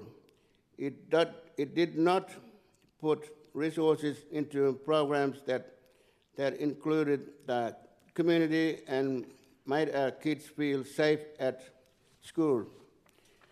It is clear that these degrading strategies do not work. They simply broke relationships further and did not improve school attendance in the long term. My people, and from my position as a senior Yolngu leader, I see problems with relevance and connection for our families and community. Ultimately, our schools are still mostly about assimilating our children. As we see the push for school attendance begin younger and younger, we see the traditional Yolngu educators, grandparents, and other family being pushed further and further away. I used the metaphor of the campfire, sitting around campfire, explain a child's education. All the family who come around the campfire for meals play a role in educating a child as they grow. The mother and father are often still learning to be elders and leaders and understand. The grandparents and extended family take on role of educating the child each and every day. One example is the use of the child's first language to learn about their own language. There was a time, and still now, that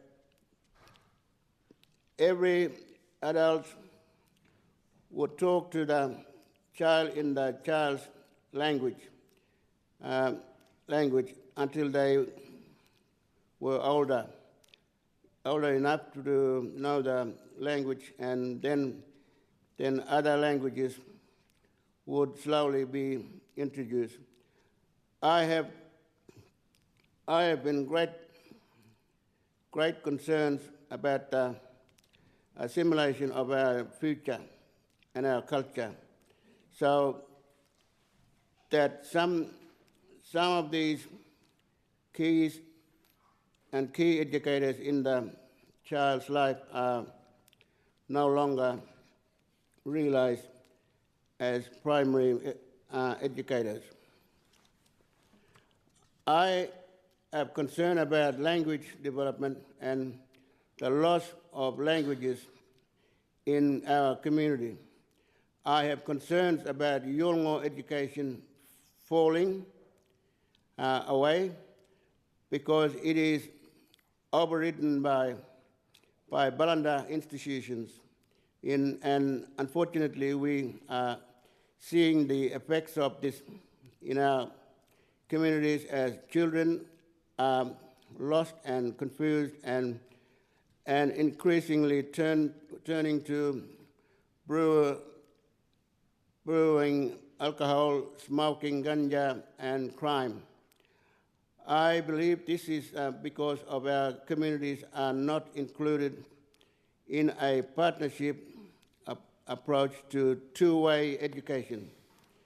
This is because self-determination, local decision-making, and respect for our sovereignty are not happening. These vital elements need to be running through every government department.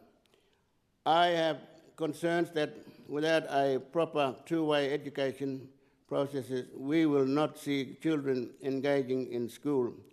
We will not see children gaining literacy in their first languages, and we will not see children gaining English literacy and Balanda, knowing that the end of part B of the modern Yolngu community.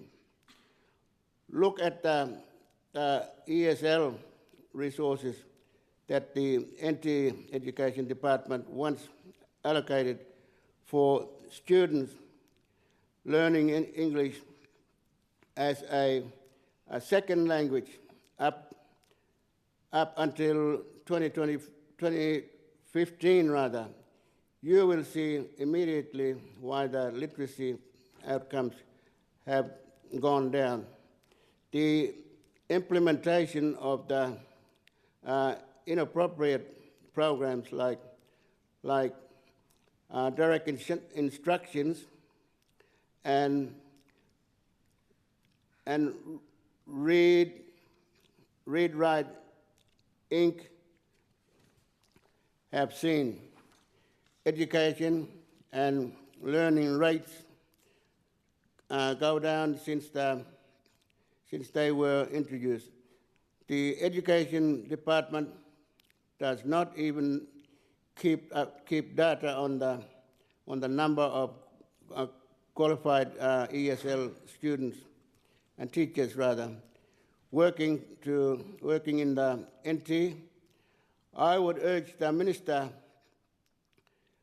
engage and ensure that the collection of this data begins now, so we at least know what skills the current teachers have and how much support they need to be able to work successfully with ESL students. The education, the elders of our communities,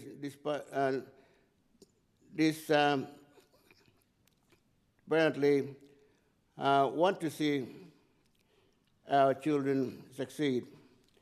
The children, we desperately need Yolngu teachers, nurses, doctors, lawyers, peacekeepers, pilots, CEOs, business people, plumbers, mechanics, tradespeople, and leaders. But we are not seeing our communities engage in the education process that gives our Yolngu and young people access to two-way education that will see them gain the education needed for these vocations. I trained as an aircraft maintenance engineer, learning how to fix airplanes, electrics and motors. There were many young people in various training classes at this time. Even though we may not have finished schools, we had enough literacy and numeracy to continue with these opportunities and be successful. There were electricians working there who hardly had gone to school, Balanda school, but they have trained to in working along with the staff, the people that they worked along with, Balanda. And that is because through our education, we learn by observe and participate. We watch and then we participate, carry on, to learn practically. And that's what happened with strong electricians.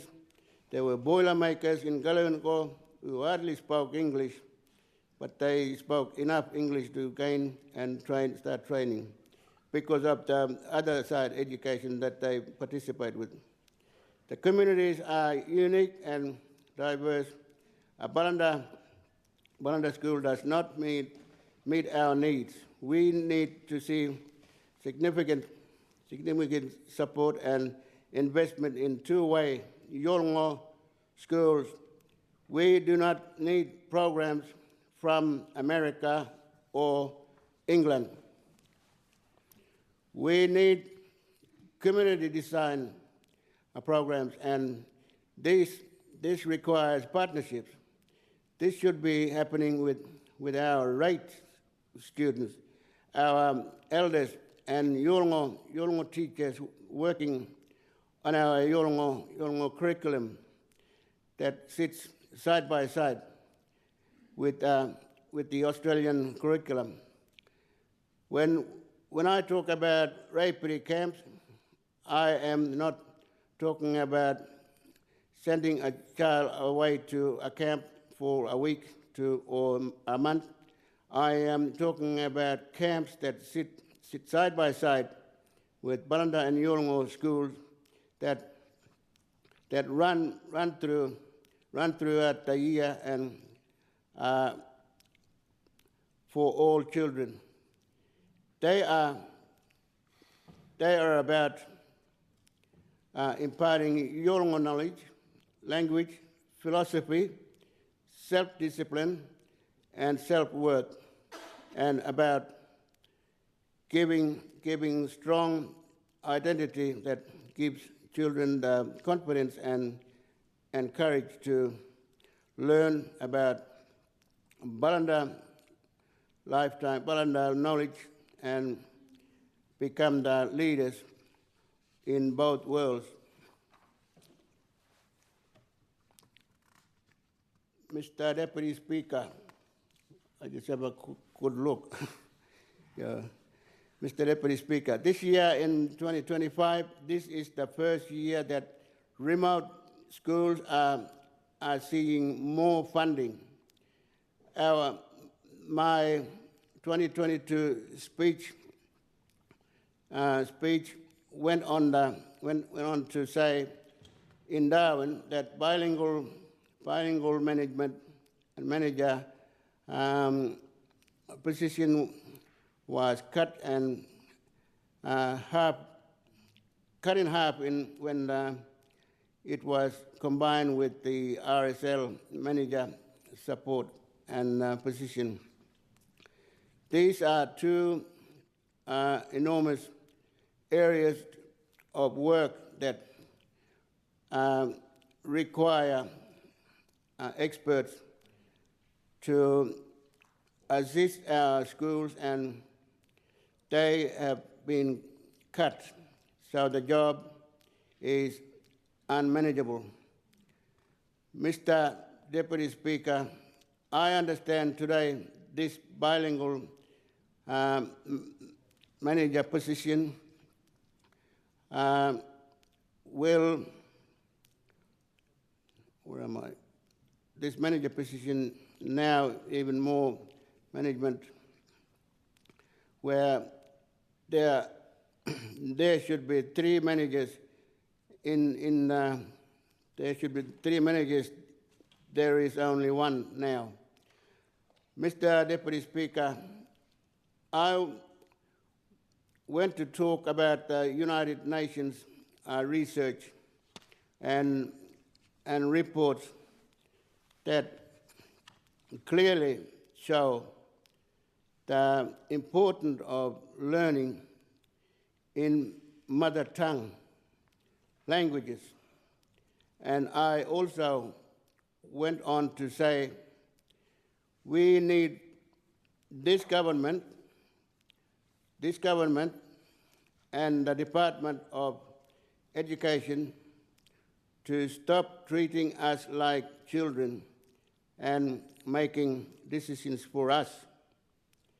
Accept and embrace that we are extremely talented in our knowledge of many languages, and this is how it should be a fundamental part of our education system, because it is unique and special. Our children are talented, and we are capable of understanding multiple worldviews. Our children can survive on country. They have knowledge of complex kinship systems, songlines, and ceremonies, seasons, weather systems, and knowledge of law. There is science, there is geology through Yolngu studies. We'll learn systems, we'll learn how to work out things. So we know the ecosystem. It is simply that our identity, knowledge, and successes are not understood by one another. One-way simulationist education system. Consequently, our children and our communities are being pushed. When we look, Assistant Deputy Speaker, I request standing order 43 for extension of time. Is that approved by the House? Aye. Please continue. Thank you, Laurie, and the Deputy Speaker. So,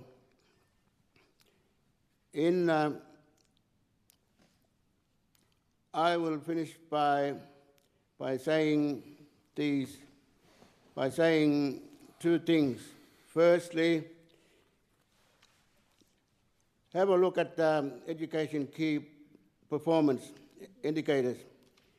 Is this department measuring how well they work in partnerships?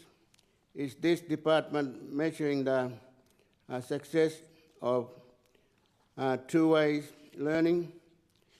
And the last thing that I would say look at is the MK Turner report on First Nations education. MK Turner was a well-known leader and an elder from Arrernte country, and the report comes from many people. Educators, including my Yapa Yalmai Yunupingu, the former Senior Australian of the Year. The report makes 6 recommendations. I won't read them all about this, all about the first includes the recommendations that governments commit to establish First Nations education systems that are overseen by a First Nations governance body in partnership with the government. This is about closing the gap, bringing kids into learning environment where they actually can learn and can be successful. Mr. Deputy Speaker, MK Turner said, everyone is always saying that we need to make our kids ready for school, but why can't we make schools ready for our kids and children? This is what this government needs to focus on if they want to build a successful education space. Mr. Speaker, Deputy Speaker, I will finish, well, before I finish, by saying this: how we can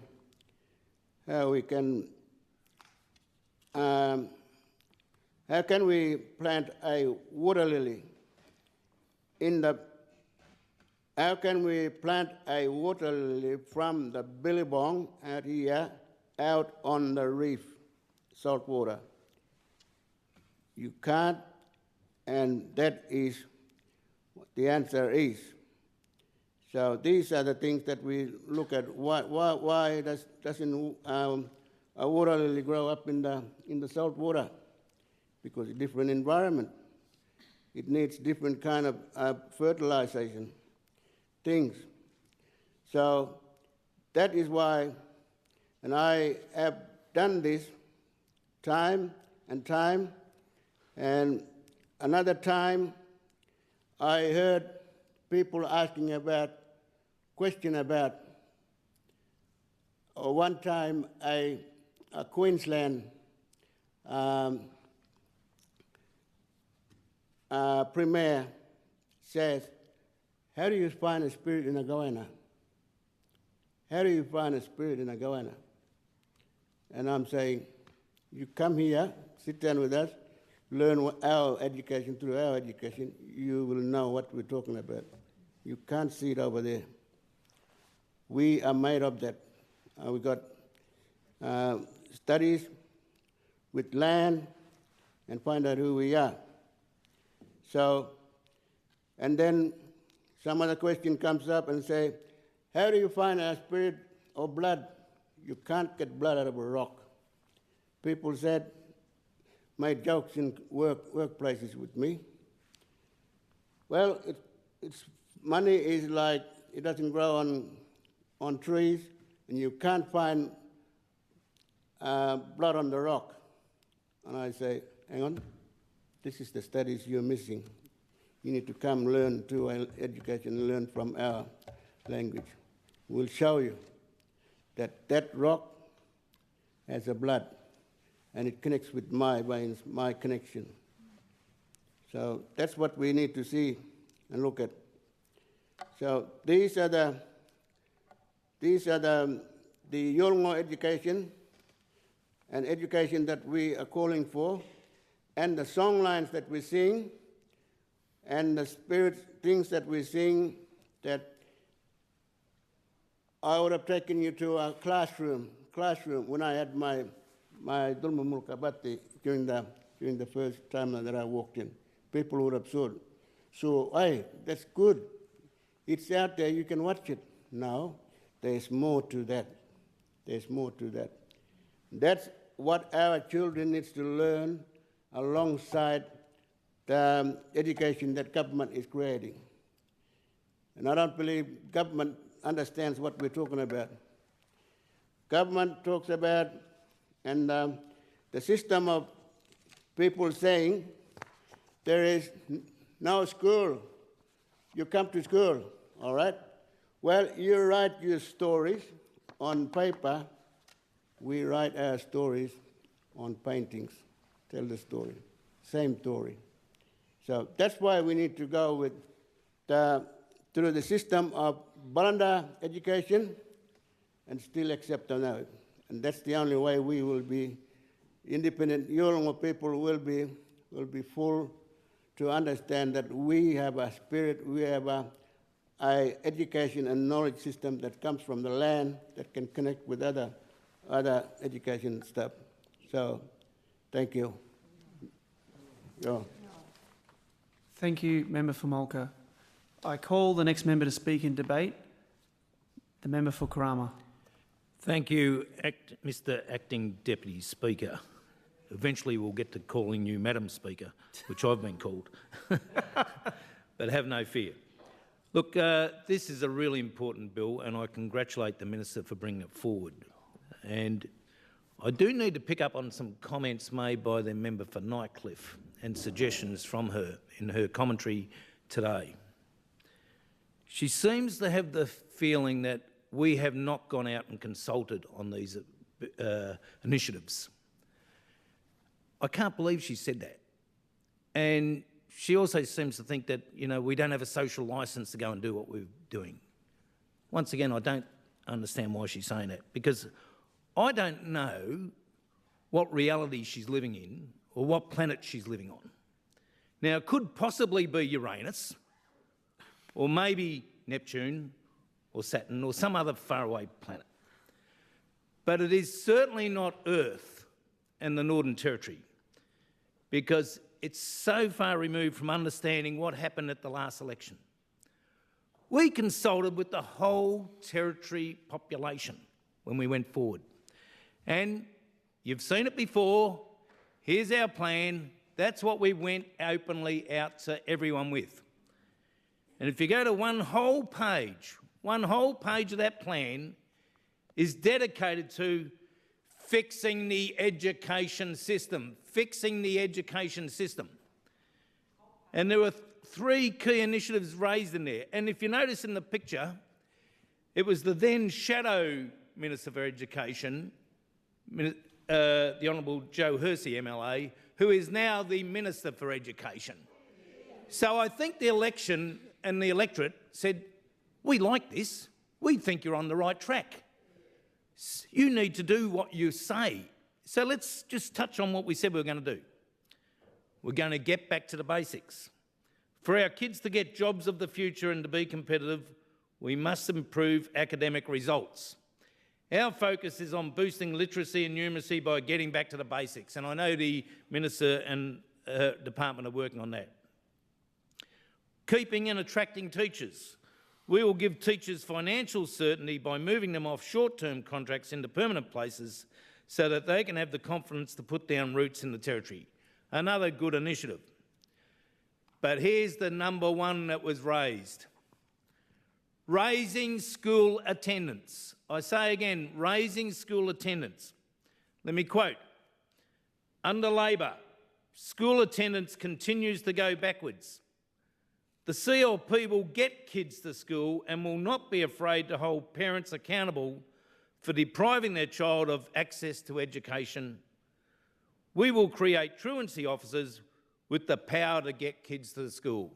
Now, I don't know what anyone reading that bill, maybe not the member for Nightcliff, but that's exactly what it's doing. It goes on to say, we will hold parents accountable if they break the law and fail to send their kids to school. That means compulsory case conferences, fines, and in extreme cases, prosecution. We will also refer families who deprive their child of an education to income management with the Commonwealth. This will ensure money is spent on children's needs such as food, clothing, health and education. Our clear focus, Acting Deputy Speaker, is the children. They are our priority. We need to get kids to school, and we are doing a disservice if we don't. Now, I can tell you, in my electorate, and I heard the member Fong Lim say, yes, there's a number of schools there and they're very prosperous and they're doing well. In our electorate, I can't say exactly the same demographic.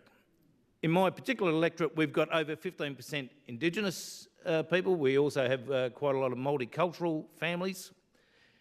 And there is the Sanderson electorate education network, which is a group of about 7 schools in the area, including Manunda Terrace, I think Karama Primary, Malak Primary, and also goes down to include other schools like Sanderson Middle School. I had the pleasure of going out to seeing a number of those schools with the Minister last year. We visited those schools and the teachers are doing a great job, they're doing their hardest, but they did outline the challenges of some of the demographics, and the biggest challenge that they said to us was, we've got to get the kids to school. If they come to school, they're a lot better off. But there are too many examples, and I can tell you certainly in my electorate, and some of this is also associated with public housing, where you travel the streets, the kids are not at school, they're roaming the streets, they're outside, they're not learning, and we need to change that. And so that's why we have school attendance officers. It's not punitive, that's not the main thing, it's to get kids to school. Because when you get them to school, they can be engaged. They can be wrapped around a bit. But if they're not at the school system, they will be lost. And it's a disservice to the children. So this government puts children first. We put children and their education first, and we make no apologies, absolutely no apologies for doing what we said we were going to do. And I commend the bill. Thank you. Leader of the Opposition. Thank you, Madam Speaker. Madam Speaker, our Territory Labor opposition firmly believes that every child deserves the opportunity to thrive, to be safe and to have a quality education, no matter their circumstances or their abilities. This is and should be our greatest priority when it comes to safeguarding the Territory's social and economic future, our kids. We know that the government will tell you, Madam Speaker, that this is important to them as well, that they want every child in school learning. Unfortunately, the way they're going about it is completely and utterly wrong.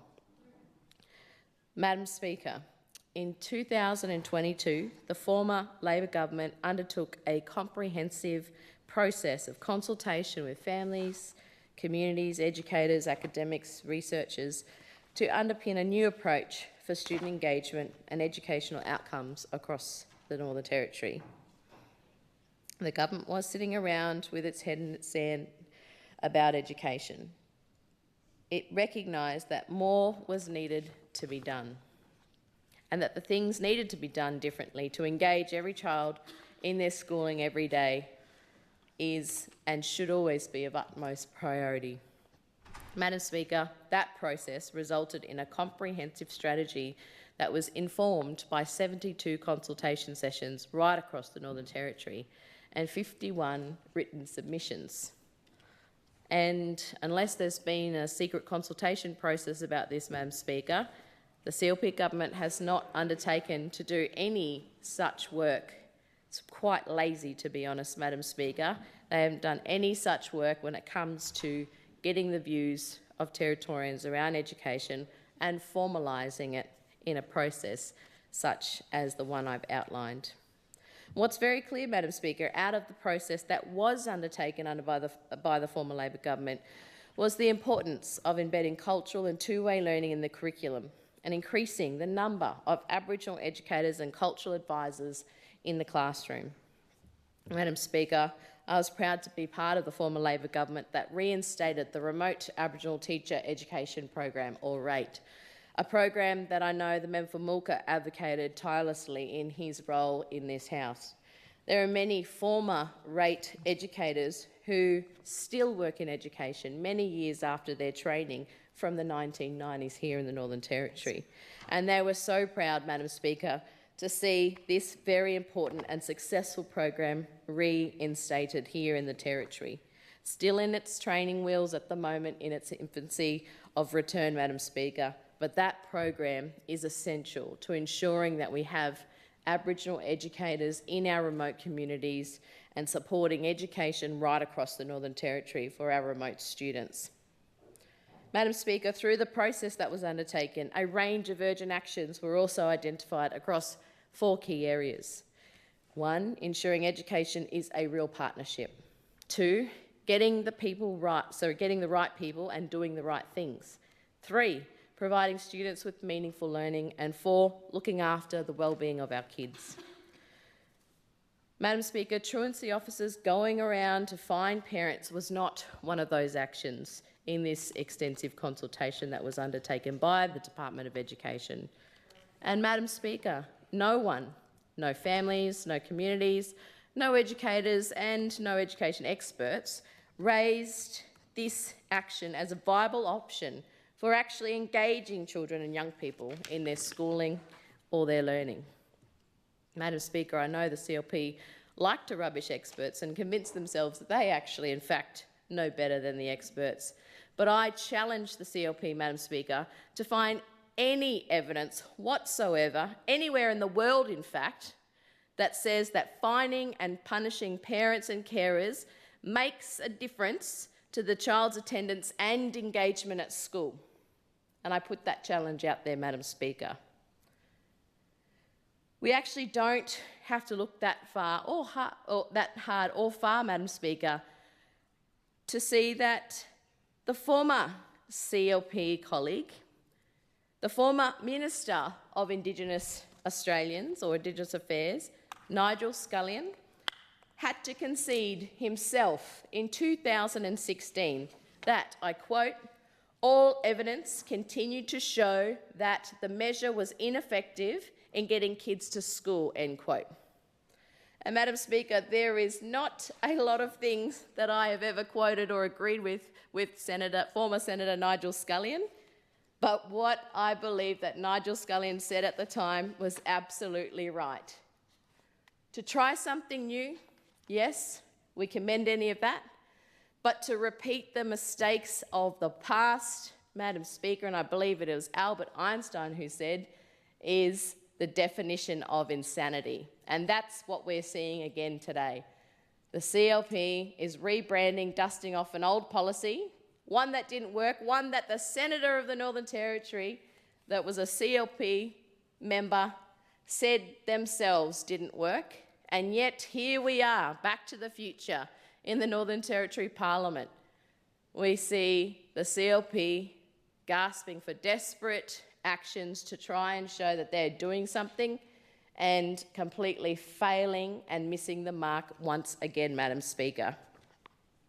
I do not understand, Madam Speaker, why The member for Katherine is bringing the failed CLP government policy of the past and trying to revive it from the dead to make it look like it is a good policy and that it will work.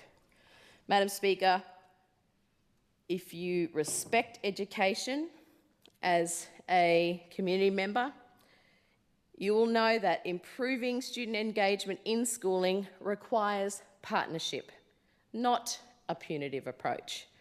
It requires children and young people to be able to see how their formal education fits within the context of their own culture, language, environment, social circumstances, economic circumstances, Madam Speaker.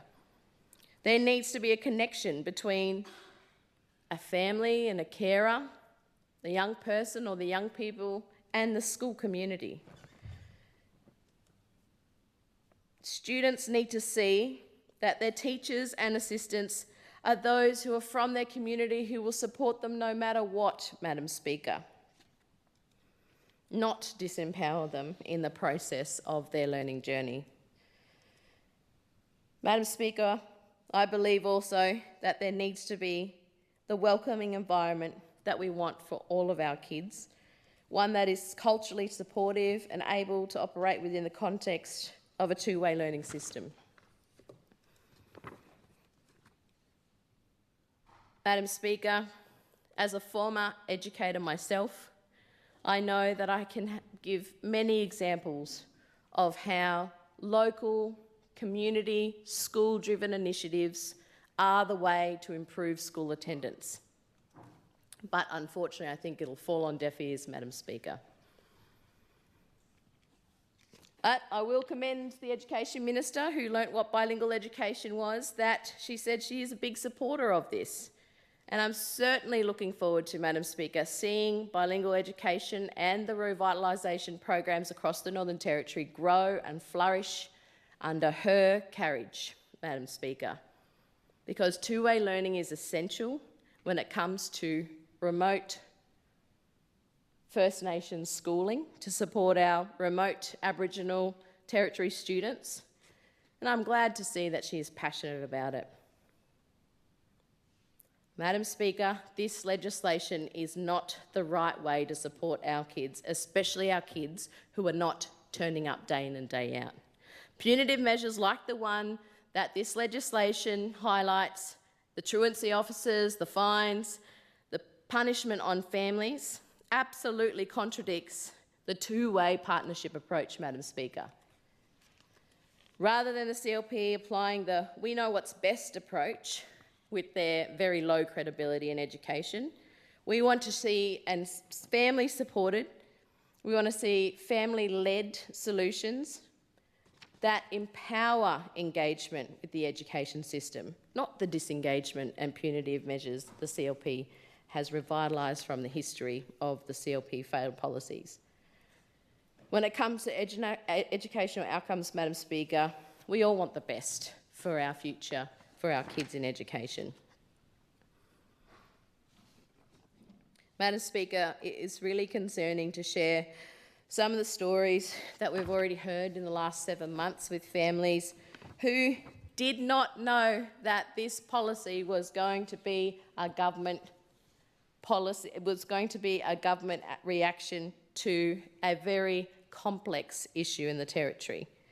The CLP say, oh, look at our plan, we have a one-page. Sure, it's in English, probably online, but how many Territorians would have accessed that and then made a decision on voting for their local member based on that, Madam Speaker? Because I'm quite certain that there was only one community that any of the CLP, when they were in opposition, visited that was from my electorate in the lead up to the Territory election. And I can absolutely assure you, Madam Speaker, the time that I've spent trying to, definitely not to defend what the CLP is doing, but to explain that the CLP has made this decision around education and that families who didn't know that the changes were coming through had the right to ask about this policy, had the right to ask about the information, and particularly in their first language, so they could fully understand what these changes will mean. Because they definitely didn't do it before the election in my electorate, Madam Speaker. The vast majority of people, Madam Speaker, receiving fines, what we are hearing on the ground, are Aboriginal women. We know some of these women in the conversations that we have had across our electorates have been victims of domestic violence, and they may have had very reasonable, a very good reason for having their children at home with them, concern for their safety, rather than ticking off on the roll to be at school that day. And I don't think that the CLP has considered some of these more sensitive issues in their decision to mandate their policy. I would like to be reassured by the Minister, Madam Speaker, that these connections and support for people in such circumstances across the Territory, whether they're remote, regional, or urban, doesn't matter, that they have been supported in any of the challenges of getting their child or children to school. And I haven't heard from the CLP on any of those matters, and I would like to hear that in the Minister's wrap speech. Now, I'd like to hear from the Minister, Madam Speaker. So let's be very clear. I absolutely believe that every child should be in school, but I think we should have room in our system to be flexible, to be compassionate, to understand the circumstances of families and carers who may be struggling with a range of issues, rather than pushing personal judgment and personal accusations without understanding somebody's situation in full, and then adding on top of that the consequence and punishment that the CLP has enforced. It's concerning that so much of the CLP's agenda, Madam Speaker, is about ripping out the heart of what the government interacts with the community. It's a very much my way or the highway approach to governing, and that is not who we are as Territorians. Madam Speaker, it's hard to believe this government's #1 priority is education when they're legislating today for truancy officers. Other than the mandated swimming lessons that schools are actually now going to be forced to pay out of their own school budgets as part of a CLP election commitment, the only thing we've heard the Education Minister talk about is that. And still even today, Madam Speaker, she couldn't even answer 2 questions which provided have provided the response about the costings for remote schools who will obviously have to travel and to pay a lot more than a school in an urban area that has access to a pool. Madam Speaker, even with the two-way education initiatives that we know will work, there is a lot of work to do in education. There is no quick fix, because if there was, it would have been done already, Madam Speaker. And dusting off an old failed CLP policy on attendance, on truancy, is definitely a wrong path to follow. So, Madam Speaker, perhaps the Minister will enlighten us today about how many truancy officers are currently in the Territory and why are they operating? How much is it costing taxpayers? Does this interface with the federal funding on school attendance and engagement? And how many information sessions have been held with schools, with communities, on homelands about this new initiative, well, rebadged, old, revived initiative by the CLP? And it does raise more questions than answers, so I hope the Minister will be prepared to share that with the House so we can share that with people who have not had the information provided to them and who are directly affected. And I'd also like to take this opportunity, Madam Speaker, to ask the member for Katherine, as the Education Minister, what her vision for education is over the next 4 years. Understand what the member for Katherine's strategic objectives are when we talk about improving the education system and how best we can expect it to be over the next few years.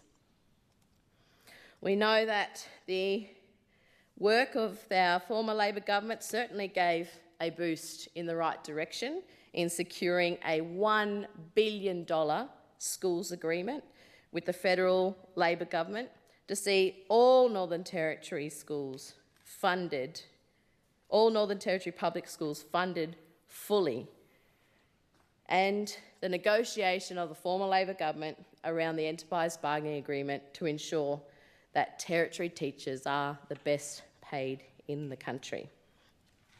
This is extremely fertile ground for building a strong education system in the Territory for all students, Madam Speaker, and yet we are still to hear anything positive from the Minister. We also haven't heard a single word about the Member for Catherine's vision for education and training, Madam Speaker.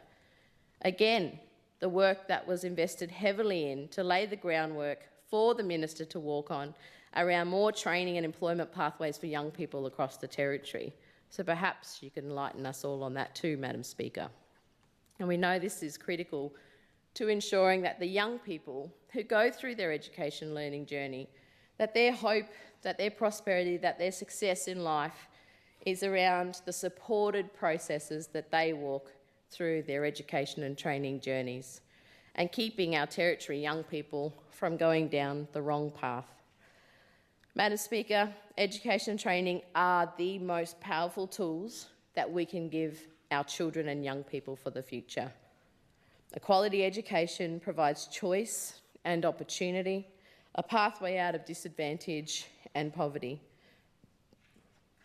I strongly encourage the CLP government to shift its mindset about education away from negativity, away from the deficit narratives, and towards something more positive and constructive for our Territory kids. Just last week, Madam Speaker, when we knew that there was a number of violent incidents at Catherine High School, the Minister, the Member for Catherine, said that they were just, quote, little things. Madam Speaker, we urge the Minister to lead in this space and to not trivialise things that are important to our Territory families, our Territory kids and our Territory young people.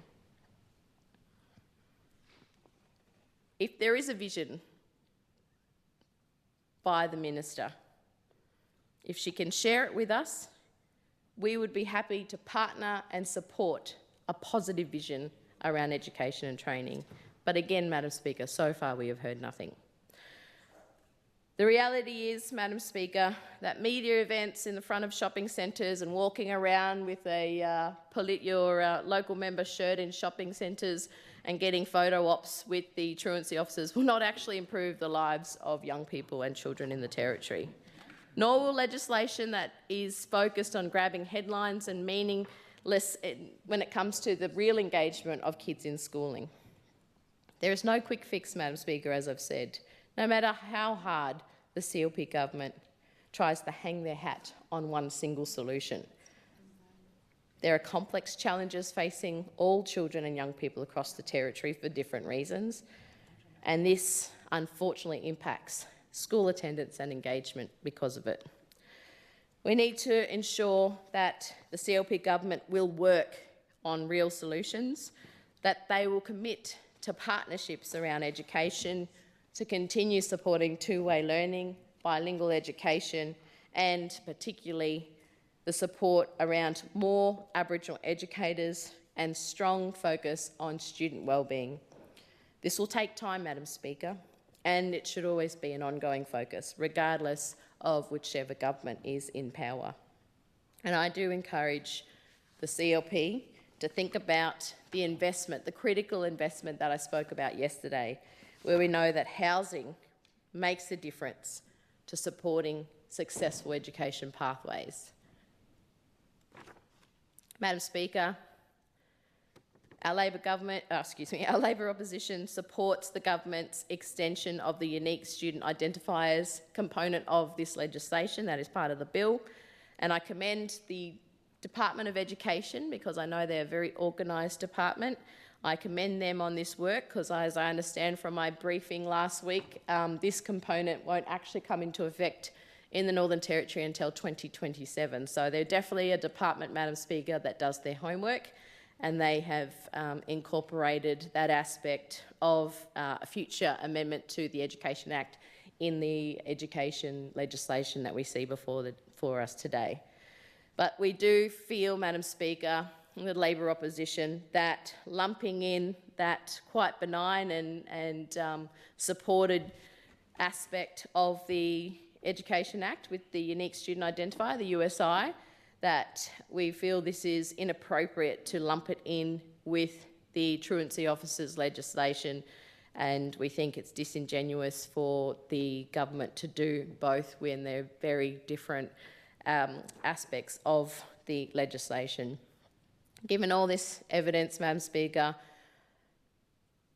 of the history of the past and currently what we know works and doesn't work, the vision for education so far has failed and will fail Territory kids. And the member for Katherine is responsible for that failure, and we will not support this bill because of the failure to the future of our Territory kids. Thank you, Madam Speaker. Member for Wanguri. Thank you, Madam Speaker. I rise this afternoon to support the bill, Education Legislation Amendment Bill 2025. Although some of the changes are technical, education is crucial to empower all our children in the Territory. Madam Speaker, school attendance is mandatory for all children between the ages of 6 and 17 in the Northern Territory, and parents under the previous Labor government thought it was a choice to send their children to school.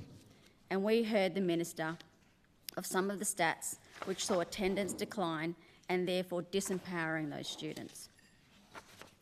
Madam Speaker, it was quite alarming that some of the stats were from 2016 until 2023. The Barkly dropped from 62.8% to 46.2%. Big Rivers from 71.1 to 58.9. Central from 75.9 to 66.3. East Arnhem from 59.9 to 54.6. Top End from 83 to 78. Darwin from 88 to 83. It is important that our children to have an education that provides them pathways to employment, and employment empowers people. Madam Speaker, with figures like this, it's great to see that the Minister is bringing these amendments early into her ministerial role, as I know she's passionate about education for our children. And the improvement of these numbers means more children actually attend school, learn and move into pathways for employment. Madam Speaker, the amendments consolidate various powers and functions associated with enrolment and attendance that currently exist in the Act, and specifically the role of the school attendance officers. It now provides clarity on the process of issuing non-attendance notices. Madam Speaker, attending and staying in school is closely associated with reducing crime through mechanisms such as employment opportunities, developing social skills, improving critical thinking and decision-making. Attending and staying in school provides access to resources and learning in an environment that will see these students have purpose and direction. Madam Speaker, the Student Engagement Advisor's primary responsibility may be issuing of enforcement infringement notices. However, this role also performs a critical role of providing support to disengaged students and providing support to families and young people to overcome the barriers of non-attendance. Madam Speaker, although my local schools do not have a 100% rate, I am grateful this government is supporting our school attendance officers to support the families of those schools and ensure the children have the opportunity to succeed post their education. I'm lucky that my 3 government schools have high attendance rates of 90% at Yingiya, 89 at Wanguri, and Dripstone Middle School 85. But if I break it down and work out the numbers, between the 3 schools, that's 181 students are not attending school.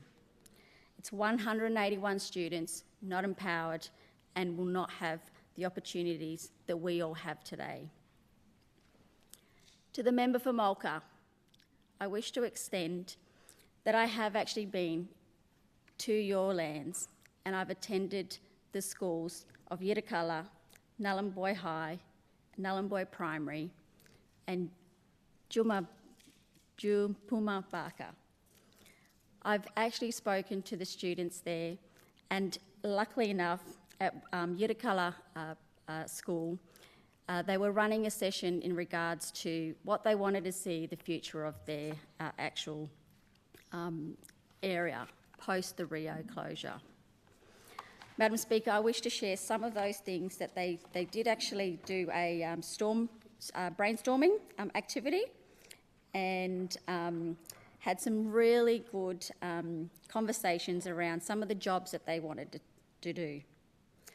One of the jobs was actually a police officer, some wanted to be preschool teachers, some wanted to work in adult education, one wanted to be a doctor, one wanted to work in the zoo, one wanted to work in the arts centre, one wanted to be a ranger, one wanted to work at McDonald's, one wanted to be a dentist, one wanted to be a teacher, one wanted to work at Woolworths, Anglicare, Centrelink and in childcare centres. And one specifically wanted to become a leader for his community. These students attend school and they had the opportunity to actually be engaged with their teachers and work out what they wanted to be in the future. I congratulate the Yirrkala School because they have had 50 years of bilingual education, which they recently celebrated. So to my Labor opposition members, this government is listening. We are listening to remote schools. We are working with those schools and we want our children to be empowered and be able to have an education. Thank you, Madam Speaker. Member for Sanderson. Thank you, Madam Speaker. I rise today to support the Education Legislation Amendment Bill 2025, designed to strengthen and enhance the educational framework within the Northern Territory. This bill introduces amendments to the Education Act 2015 and Education Regulations 2015, primarily of a technical nature, aimed at improving regulatory clarity and enforcement mechanisms. At the heart of this legislative reform is the consolidation and clarification of provisions relating to school enrollment and attendance. Madam Speaker, I would like to highlight the importance of education with an uplifting account. It is with immense pride that I acknowledge the extraordinary achievements of Monishi Tripura, whose journey stands as a testament to perseverance, ambition, and excellence. Witnessing young individuals from our community reach remarkable milestones is truly inspiring, and Monishi's accomplishments are among the most distinguished.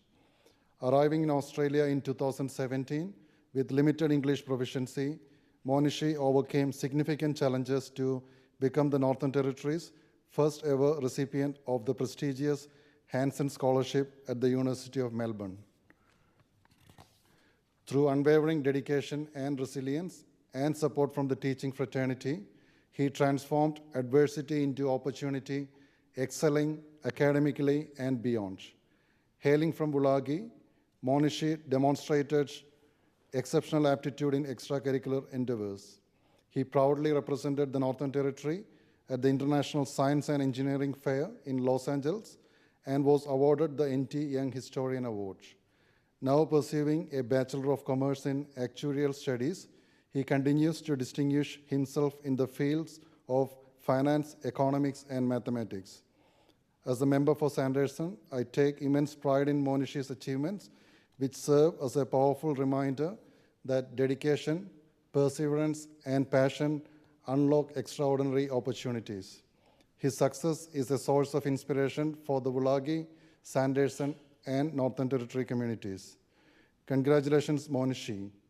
Your journey is a shining example of what can be achieved when students have access to consistent education, dedicated teachers, and a supportive learning environment. His success underscores the importance of school attendance and engagement, key priorities addressed by this bill. By reinforcing attendance measures and ensuring that students can remain connected to their education, we can create more opportunities for young people to reach their full potential. Madam Speaker, a child is like a sculpture in the hands of many artists, with each artist, be it a teacher, a mentor, or a family member, contributing to shaping their future. Every lesson taught, every moment of guidance, and every opportunity to learn adds another layer to their development. However, for this culture to take its full form, the child must be present in the classroom, ready to receive the support and knowledge that only an education can provide. Our teachers play an essential role in this process. They are the architects of knowledge, shaping young minds with dedication, skill, and patience. It is our duty to support them, to listen to them, and to ensure they have the necessary tools to do their jobs effectively. When teachers tell us that truancy and disengagement are challenges in the classroom, we must act. This bill strengthens the framework that ensures students where they need to be, in school, learning, growing, and preparing for a successful future. By following the guidance of our teachers and reinforcing the importance of school attendance, we are not just enforcing rules. We are securing the futures of our children. We must ensure that every child has the chance to be sculpted into their best self, with education as the foundation of their success. A pivotal aspect of the bill is the formal recognition of the role of the school attendance officer, who will be vested with the authority to issue notices under the Act and ensure that national schools maintain accurate and comprehensive enrollment and attendance registers. These requirements are set to take effect in 2027. A fundamental objective of this legislation is to affirm the Northern Territory government's commitment to fostering regular school attendance in compulsory education and to addressing the pressing issue of student disengagement. The bill underscores the integral role of school attendance officers within the broader legislative and policy framework, ensuring alignment with the government's election commitments. Crucially, the bill reinforces enforcement mechanism as a cornerstone of maintaining satisfactory attendance rates. So in the last 6 months in this chamber, I'm hearing a lot about experts. If the information is correct, I believe like NT may be the smallest population with too many experts. I'm not sure of this, as the other side of the chamber is receiving these expert advice on everything. I truly wish they are the real experts, because I worked in a field before where people used to claim they are the experts of many things and scientists, but I think some of those people need some assistance and support as well. I commend this bill to this chamber. Thank you. Member for Arafura. Thank you, Madam Speaker. I rise to speak on the Education Legislation Amendment Bill and join my Labor colleagues in opposing it. Madam Speaker, this legislation is a return to the CLP's old approach to education. It's built on punishment rather than partnership, confrontation rather than collaboration, and fear rather than genuine engagement. Those opposite will tell you these are very small amendments, but make no mistake, these changes are troubling, a return to an outdated punitive policy that have been proven to be ineffective in addressing school attendance and engagement. This legislation seeks to reintroduce school attendance officers, effectively truancy officers, tasked primarily with the enforcement and compliance. These officers will be empowered to issue infringement notice, imposing fines of up to $370 on parents and guardians for non-compliance. I picked up on the member for Fanny Bay today when she spoke and said that this was the last resort after engagement. Unfortunately, we haven't had any team come out to my West Arnhem region to talk about this. You know, we want to know the steps. We want to engage. We want to talk to the government. Unfortunately, we don't know this. Far from promoting meaningful attendance, this approach criminalizes families, mainly mothers, increases poverty, and risks deepened division between communities and authorities. The CLP is trying to tell us with this bill that school attendance can be solved through harsh measures, coercion, and the threat of financial hardship. We know this doesn't work, And how do we know, Madam Speaker? Well, we've seen this approach before, and the results speak for themselves. It didn't work then, and it won't work now. But don't take my word for it. This is what the former Indigenous Affairs Minister, the CLP's Nigel Scullion, said about these truancy-based measures. All evidence continued to show that the measure was ineffective to get kids to school. I don't agree with Uncle Nigel, but he was spot on with that one. Madam Speaker, the evidence is clear. Punitive truancy programs only serve to increase tensions between communities and education system, because these changes disproportionately impact Aboriginal students and families. They make it even harder for schools and government to build relationships with families. The very thing we know actually helps with attendance. Make no mistake, these changes will do little to resolve the complex factors underlying poor attendance, such as poverty, overcrowded housing, and family trauma. This is about politics, not good policy. As I said before, education outcomes, particularly in remote schools, are only improved by working collaboratively with families and communities, not by employing methods that threaten or intimidate. Yes, progress is slow, and that frustrates all of us. It frustrates me. I live in an Aboriginal community. My family live in an Aboriginal community. I want to see our next generation do well. The former Labor government understood this. They implemented initiatives such as Family as First Teachers, the Remote Aboriginal Teacher Education Program, and the On-Country Learning Initiatives, which focus on culturally responsive, inclusive, and supportive education environments. These programs address the root causes of absentees by fostering engagement, providing culturally appropriate learning environments, and general support, genuinely supporting students and families. Yes, Madam Speaker, what do we see from our new government? As soon as they got in, they cut some of the most successful engagement programs, such as the Back on Track initiative and return to the heavy-handed enforcement strategies that didn't work. What frustrates me about this is that it fails to acknowledge or address the difference between truancy and absenteeism resulting from social and economic disadvantage. Instead of offering tailored supported interventions that address the underlying reasons why kids don't go to school, aren't at school, the bill offers a stick. But this approach will only further marginalise and alienate already vulnerable families. I feel like a broken record. But unless you engage with families and understand the actual reason why kids aren't at school, you won't fix attendance.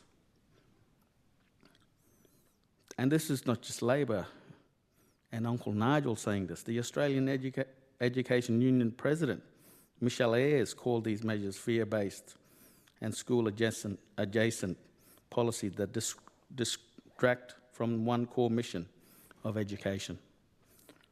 Improving student learning outcomes, surely you should be listening to your teachers in their union. When we were in government, we recognised that every child in the Northern Territory deserved a high-quality, cultural responsive education system that is adequately funded, flexible and inclusive. Did we make mistakes? Sure. But at least it took the advice of the people in the sector. They told us engagement cannot be forced through compliance notice. It needs to be built with meaningful relationships, genuine partnerships, and communities, and evidence-based interventions. When we talk about engagement, us in the remote regions, these families and people, we speak multiple languages. In my community itself, there's upwards of 12, and we need interpreters there. We need people to understand what is being passed down. This is why I said yesterday, any of the ministers want to come out or members, I'll be there to roll out the red carpet for you. My colleagues have spoken already about our support for the amendments around the National Student Identifier. We support this measure because it aligns with the Commonwealth's Better and Fairer Schooling, an agreement that the previous government signed with the Commonwealth, which ensures that by 2029 every government school in the territory will be fully and fairly funded. The agreement is the most significant education investment ever in the NT, with over $1 billion in additional fundings for our school. Crucially, this funding is needs-based, meaning that the more resources will be directed to disadvantaged and remote schools. Great for the schools in my electorate. Madam Speaker, I am hearing concerns as I travel and meet with my constituents. Leaders in Maningrida and other communities in Arafura have spoken up about these measures. They tell me that these fines punish families already facing economic hardship, turning poverty into crime. They are saying without genuine engagement, this policy could reinforce harmful historical cycles of surveillance, punishment, and disengagement, particularly in remote Indigenous communities, rather than supporting meaningful improvements in education and outcomes. Friends, this bill is not fit for purpose, does not offer solutions, and risks doing more harm than good. The government needs to listen to Uncle Nigel and pull this bill. Thank you. Member for Johnston. Thank you, Madam Speaker. Madam Speaker, I rise today to also oppose this bill. While the explanatory statement describes this bill as being of a merely technical nature, and that was what we were also told in our briefings, I must be clear, just because something fixes a technicality does not mean we should pass it if it's fundamentally flawed. I am in strong support of looking after our young people, especially our most vulnerable, and like every single person in this chamber, I recognise the critical importance of education and that every single child has a right to appropriate education. But this bill, which seeks to enshrine school attendance officers into legislation, will not achieve that goal. I thank the member for Fanny Bay for sharing her extensive experience in working in this space. I was heartened to hear her say that what we need is to work with families and address barriers to education. But I've not seen anything about that in this bill. This bill is about, as described in the explanatory statement, streamlining and improving existing enforcement practices. And Madam Speaker, there is no evidence that fining parents improves school attendance in the long term. This bill will not achieve what we need, which is to make sure that the significant percentage of children who are currently disengaged from the education system are able to be part of it. Our education system should be for all children. We need to address why kids aren't going to school and why kids aren't staying there, and then implement solutions to address this. Penalising parents with fines of up to $2,775 under the guise of improving attendance is a punitive approach that risks criminalising parents, particularly Aboriginal and low-income families who already struggle to make ends meet. A fine of even $370 at the lower end is significant for families in the Northern Territory. We know many of whom live in remote or economically disadvantaged areas. For these families, fines like this may mean cutting back on food, housing or other basic needs, creating further hardship. And we also know, for those unable to pay, that consequences escalate, leading to more severe penalties. This approach doesn't address the root causes of absenteeism. It only punishes those who are already struggling the most. We may not need to look for evidence that education is important, as the member for Fong Lim said, but we do need to look for evidence about whether or not this approach will work. And I did search for that evidence and I found none. A report from the Indigenous Health and Policy Framework highlights that penalising families for absenteeism is ineffective and can actually worsen outcomes for students. A study by the National Bureau of Economic Research found that punitive measures, including fines, might lead to a short-term increase in attendance but do not sustain long-term engagement with the education system. Research by the Australian Institute of Family Studies, Children's Educational Outcomes, the Role of Parents' Financial Stress, highlights that fines disproportionately affect low-income families, exacerbating financial stress and potentially leading to more significant social issues without improving attendance rates. And in Victoria, after implementing fines for non-attendance, they saw minimal improvement in attendance rates, while families reported increased anxiety and disengagement from the school system, as noted by studies conducted by the University of Melbourne. The UK Department of Education reported that fining parents for school non-attendance did not lead to a significant increase in attendance. Instead, schools that focused on engagement and support saw more substantial and lasting improvements. Punishing parents, particularly from vulnerable communities, does not make their children any more likely to attend school. In fact, as we can see from all of that research, it may further alienate families from the education system and deepen the distrust between schools and communities. This approach overlooks the root causes of poor attendance, such as poverty, health problems, and lack of engagement with school. Research shows us that coercive members alone do not create lasting changes without parallel efforts to engage students and their families in the educational process. The Organisation for Economic Cooperation and Development, the OECD, recommends that improving school attendance requires addressing barriers such as socio-economic status, mental health and family circumstances, rather than punitive measures. And we've heard from members in this chamber that what we need to do is work with communities and families to make sure that our education is culturally appropriate. Real investment in community involvement, cultural sensitivity and a focus on relationships, as seen in local development, in local decision-making initiatives and community-led education reforms that we have had in the past in the Northern Territory, are crucial elements that need to be integrated into any strategy that's aimed at improving school attendance in a sustainable way. And rather than investing in this approach that does address the real issues behind school absenteeism, such as lack of resources, inadequate school environments and cultural disengagement, the Northern Territory Government's prioritising a punitive approach using language like patrols, compliance and enforcement. This approach views families as suspects, not as partners. It sees them as problems to be solved through penalties and control rather than working together to find lasting solutions.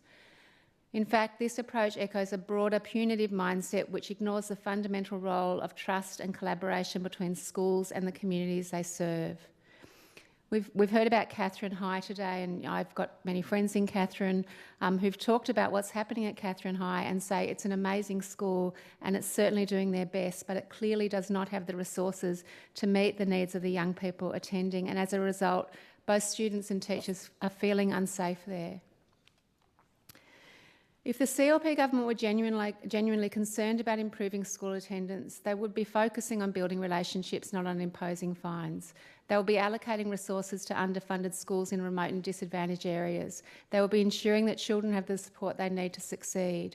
They will be working alongside community-led organisations to understand the real reasons why children are disengaging from school, and then they would work to address those reasons, not punish families for them.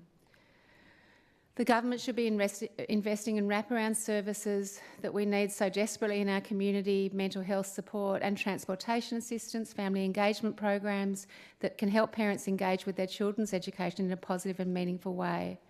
We all want our children to succeed. We all want them to have the opportunity to get a good education, but this is not the answer. Madam Speaker, this bill is not the way forward for the Northern Territory. We are failing our children and we do need real solutions. We need to invest in education, and if the government truly wants to improve school attendance and educational outcomes, it must stop looking for ways to punish families and start looking for ways to support them. We must put children first, always. Their education, safety and future cannot be sacrificed to political expediency or punitive policies. Our children deserve better and we must deliver. Thank you, Madam Speaker. Minister, in closing. Thank you, Madam Speaker, and I thank everyone for their debate today in the Education Legislation Amendment Bill. I just want to go through and touch on a few points. The member for Port Darwin brought up that children not at school are children at risk, and I couldn't agree more, Madam Speaker. And as the Minister said, it is about the engagement officers and also the circuit breaker team in Katherine also working with families and following up with those families the next day for those children that are out at risk out on the streets. And I think that's the most important thing. Everyone's spoken about the punitive, things that we're going to be doing. You need to have both, Madam Speaker. And whilst, people can say that they thought this was punitive, the facts is we have had 8 years of a Labor government that have seen these, the attendance rates and literacy and numeracy absolutely go to shocking levels, Madam Speaker. So, this is one way that we are going to change that dial. The member for Guyula, tells me his contribution tells me all, really, because he contradicted himself quite a bit, because this morning he spoke in the housing debate about let's get these kids in schools and work with education. That was what he said this morning, Madam Speaker. Yet this afternoon, he just went on about the concerns he has, that it's punitive and we need to work with families. We absolutely are working with families, Madam Speaker. As I said, this is not about fining people. This is an educative approach. The fine is the very last resort that we will go to. So the member for Guyula spoke about funerals and ceremony and taking all those into consideration, and we absolutely will. Those are all things that are taken into consideration. And so, whilst he says, I don't care about all students, it is quite the opposite, Madam Speaker. And I think we could all agree in the House, we all care about the best outcomes for children and learning and changing the dial that we've been left after 8 years of Labor. Members spoke about the bilingual education, and there's 4 schools across the Territory, Madam Speaker, that have had 50 years of bilingual education. And we have great schools, we have great teachers. As I said, we've got bilingual education, but lots of those schools, Madam Speaker, are only 35 and 30%. And a lot of those schools with the Better Fairer Schools Agreement are getting extra funding. Some of them are quite considerable extra funding. So, it's about working with those schools and making sure that they are doing their part in getting people to school as well, and talking to their community members. I heard a lot about members on the opposite side in opposition saying we hadn't consulted out there. We actually took this to the election, which is what the member for Karama had said. And so we consulted very widely at the election. It was no surprise to anyone that we were going to bring back attendance officers, boost literacy and numeracy, if we should get in to government. And that is what we are doing, Madam Speaker. We are here to, provide a solid grounding in education, and we need those children to get to school, because if kids don't get to school, they can't learn and they can't grow up to be like the member for Mulka sitting here that got a good education and went on to do other educational outcomes down south and then was called back to his community. And I commend the member for Mulka for standing up and talking about his journey in his education. But that's what we want members on the opposite side of the House to do, to go and talk to people in their community about the importance of education. And that takes everyone doing that, Madam Speaker, and it takes families and members of Parliament and our school attendance officers that are right out there across the community, engaging with families each and every day. The member for Nightcliff, she agreed to prioritise education, but doesn't want to have, she says there wasn't any consultation. Again, I would say, member for Karama, perhaps you could give her a look at our plan, because you're always talking about it and telling everyone about the plan that we actually took to the election. The member for Fanny Bay spoke about her work in education, which was great to hear, and it's always great to hear the member for Fanny Bay's contribution, because she has actually had that lived experience. And she spoke about the SEAM program, which the member for Guyula was talking about, and told us about the poor implementation. Whilst she said it may have been good, the implementation was poor. And Madam Speaker, I think we can probably say that the implementation on quite a few things was pretty poor, which is why those are sitting on the opposite side of the House now, as opposed to us being in government. The member for Daly said we need to get kids back to school. This is exactly what we are doing, Madam Speaker. It is about getting kids to school. It's about addressing root causes. This amendment speaks about valuing education and the cultural differences. So, you know, it's about addressing all of these things and bringing it all and making sure that kids get to school, because at the end of the day, we need kids in school to be educated.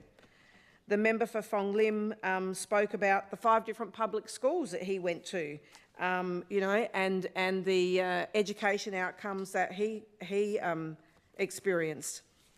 The member for Mulca, as I've said, he spoke about bilingual education. I've had many conversations with the member for Mulca about bilingual education, and as I said, we've had 4 schools that have done 50 years of bilingual education. I was out at Shepparton College last year, Madam Speaker, and whilst bilingual education, everyone on the opposite side says that's great and we should be doing that more, and it is great. I've seen it in practice.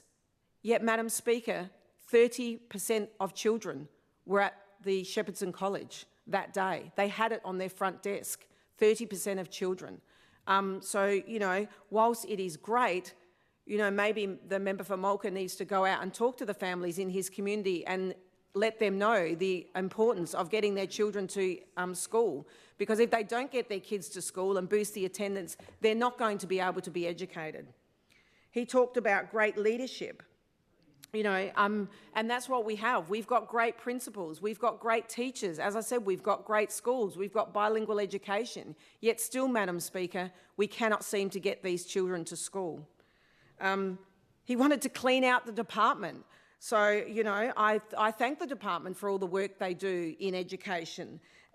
We have special measures also, Madam Speaker, to get more Aboriginal people into the workforce. So you can't get those people into the workforce if they do not attend school.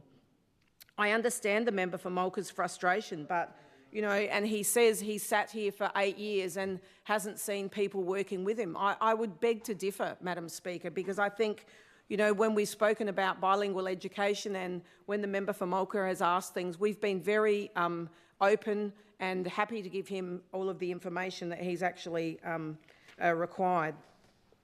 The member for Arnhem spoke about every child deserves to thrive and have a safe education. 100%. Couldn't disagree with her more, Madam Speaker. And that is what we are doing. As the Minister for Education, it is about making sure that the children, as the member for Jinson said, even at Catherine High School, every child and every teacher in that school needs to feel safe in that environment. So it is about making sure kids get to school, they're doing the right thing, they're getting an education. Yeah, she spoke about needing to do things differently. Exactly, that's what we're doing. We're doing things differently, Madam Speaker. On the opposite side, they keep on talking about the CLP government. Like, we've had 8 years in between of a Labor government. There was a whole reason why that CLP government were voted out, and they got in, and they were there for 8 years, and they chose to not do anything about this, Madam Speaker. As I said, we saw poor literacy, we saw poor numeracy and poor attendance rates right across the territory. And thank you to the member for Arafura.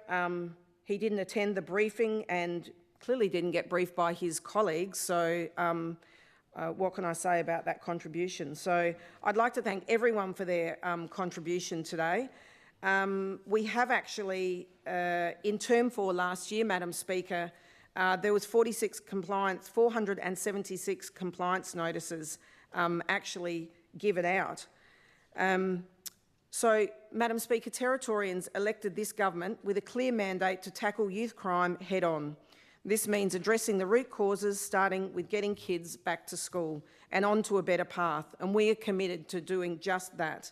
These reforms are not just about enforcing school attendance, they're about safeguarding the future of our young people. And the overarching goal of these reforms is clear: to increase attendance rates, protect vulnerable children from falling through the cracks of our education system, and ensure every child, Madam Speaker, in the Territory has access to the education they deserve. Under the current law, school attendance is mandatory for children aged 6 to 17 in the Northern Territory. It is the law, and yet under the previous Labor government, we saw attendance rates steadily decline, with compliance measures underused and enforcement falling short. Compliance measures exist for a reason: to hold parents accountable, to remind them of their legal obligation to send their child to school. And I'll remind those on the opposite side, Madam Speaker, it is actually against the law to withhold your child from school. So, you know, I've spoken before about the children on the intensive support roles, and there were 1,600, I think, children on the intensive support role, and we've seen a reduction of about 350 since we have had school attendance officers, and we've been working with those families. And that was the intensive support role was something that was actually on the side, that was hidden from us when we were in opposition. The attendance rates were out there, but then there was another separate role of those children that were on the intensive support role. So compliance measures exist, as I said, for a reason: to hold parents accountable, to remind them of their legal obligations to send their children to school, and to ensure there are real consequences when they fail to meet that responsibility. So let me be clear again, Madam Speaker, it is not about punishing families with children who are struggling with legitimate challenges such as anxiety or medical issues. This is about holding parents accountable who consistently fail to send their children to school without justifiable reason, depriving them of their right to an education and a chance for a better future. Under the previous Labor government, attendance rates across the Territory plummeted. Compliance notices dropped by a staggering 73.4%, and infringement notices fell by a shocking 93.1%. It's simply unacceptable. The bill we are debating today sends a strong message. We are serious about improving school attendance. We are reinforcing existing attendance measures in the Education Act to bring clarity, accountability and tougher enforcement to the system. One of the key reforms in this bill is to enshrine the role of the school attendance officer into the legislation. And this ensures a dedicated focus on boosting attendance and engagement as part of the government's wider strategy. While the Chief Executive will still have the authority to appoint other authorised officers, this reform guarantees that the priority remains on getting kids back to school. We are also streamlining enforcement processes to make them more efficient and effective. We are clarifying that when an authorised officer exercises their powers, they only need to present their ID when directly interacting with that individual. So this will allow us to send notices by post when parents cannot be reached or when it's unsafe to approach them directly. Finally, this bill supports the national rollout of the school identifier system, which comes out in 2027, a system that will allow us to track students across jurisdictions and safeguard those at the risk of disengagement. While the system won't be fully implemented until 2027, we are preparing now by updating the education regulations to ensure that our schools are ready to collect the necessary information when the time comes. And that means, Madam Speaker, that when children go interstate or, I know that out near Largemanu, they go across the border into WA, down in the bottom of the Northern Territory, they go into the APY lands, and the same at Lake Nash, they go across into Queensland. So it's about tracking those students and making sure that they are still remaining engaged in education. The results of our focus on school attendance are already evident. In Term 4 of 2024, after reintroducing school attendance officers, we saw a significant rise in the number of compliance and infringement notices issued. In just Term 4 alone, we issued 476 compliance notices, more than the entire total of 454 issued in 2023, with 38 infringement notices, matching the total for all of 2023. Importantly, many of these notices have already led to parents complying with the directions given, showing that these measures are working and driving real change. And I'd just like to reiterate that to those on the opposite side who think that this is punitive and it is not working. That is clearly a benchmark to say this is working. It is a start. It is by continually engaging with families out there and continually having those conversations to make them aware of the importance of education. So these reforms are an essential part of our government's ongoing efforts to ensure every young person in the Northern Territory has the chance to succeed and reach their full potential. So far, we have 48 of 54 frontline authorised officers' positions filled and 17 of 24 school attendance officers filled. So this is our opportunity, Madam Speaker, to show our commitment to a brighter future for all Territorians. I'd like to thank all of the department staff and all of the members that have given a contribution this afternoon, and I commend the bill to the House. The question is the bill be now read a second time. Those of that opinion say aye. To the contrary, no. I think the ayes have it. The clerk. A bill for an act to amend the Education Act 2015 and the Education Regulations 2015. Minister. I seek leave to move the third reading. Is leave granted? Leave is not granted. We will move into the consideration in detail stage.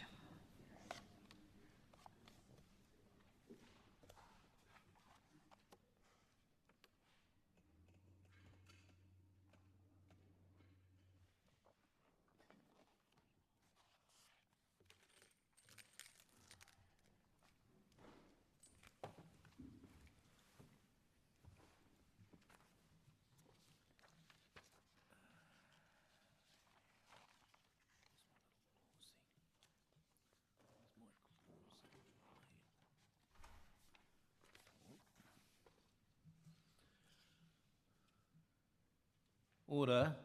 The Assembly will consider the Education Legislation Amendment Bill 2025, Serial 14. Can any members indicate any particular clauses they wish to speak to?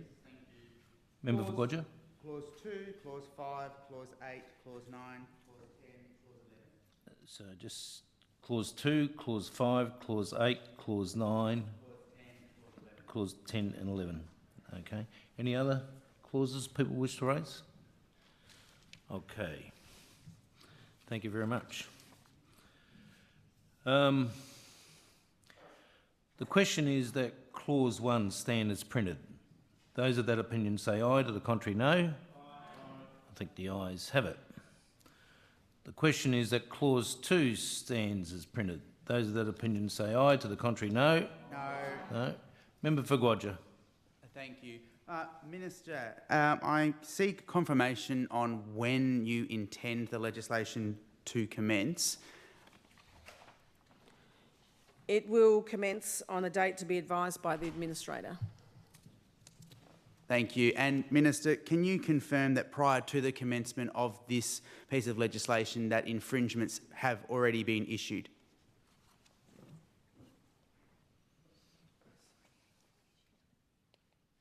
Yes. No further questions. No further questions? Oh, sorry, on Clause 2, yes, sorry. Okay.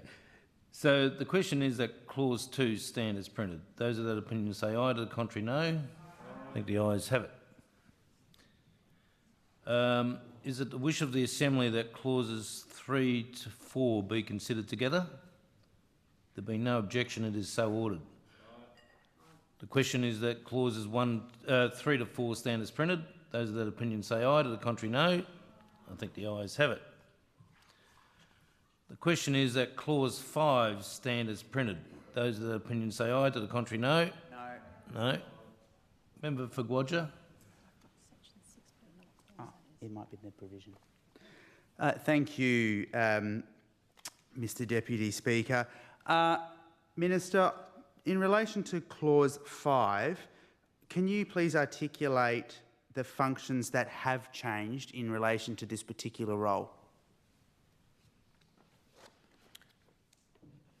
In Clause 5, this is about enshrining the school attendance officer role into legislation, which will ensure that a dedicated position with a focus on enforcement will continue to exist as part of our government's ongoing commitment to improve student engagement and attendance. So, Minister, can you confirm that the only changes this is being enshrined in legislation, there are no additional changes other than it's now being featured as part of the legislation?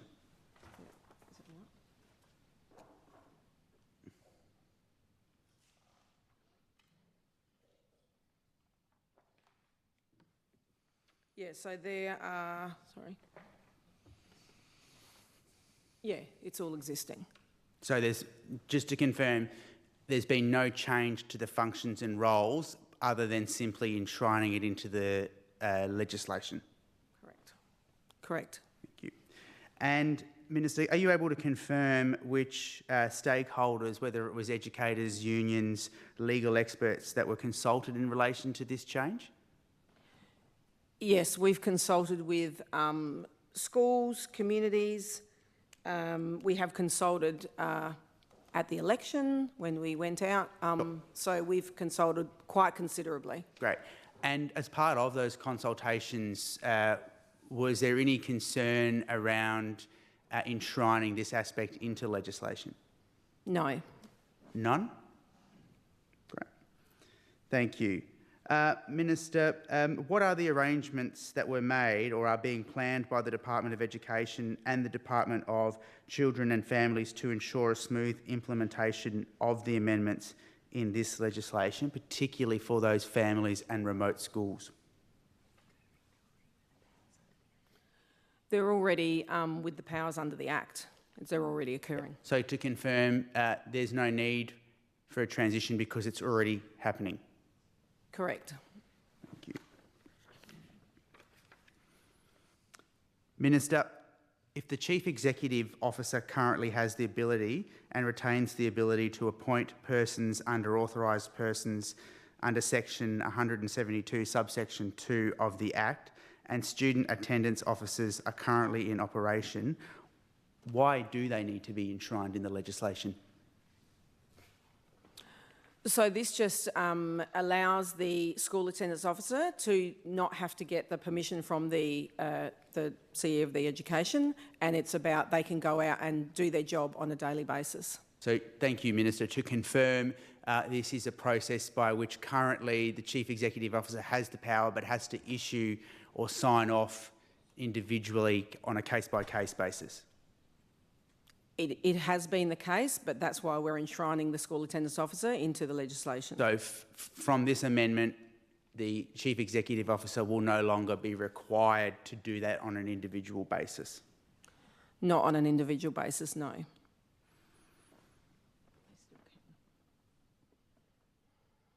Thank you. And Minister, what lines of accountability are being put in place to ensure an integrated and effective wraparound services are still being provided to families who interact with those student attendance officers prior to receiving an infringement notice? So when the student attendance officer sees the young person out in the community, they then can, after showing them their ID, they can get their name and confirm with the school that they're at the school, and then they follow up with the family the next day. They can also follow up with the children's and families. But this is about educating families and working with families. It's not about, you know, the stick straight up. We want to make sure that all children attend school. So we want to make sure that those school attendance officers are doing their job and educating the families of the importance in getting their children to school. Sure. So what specific mechanisms will be used to monitor, Minister, the compliance or the measure of the impact of this amendment on attendance?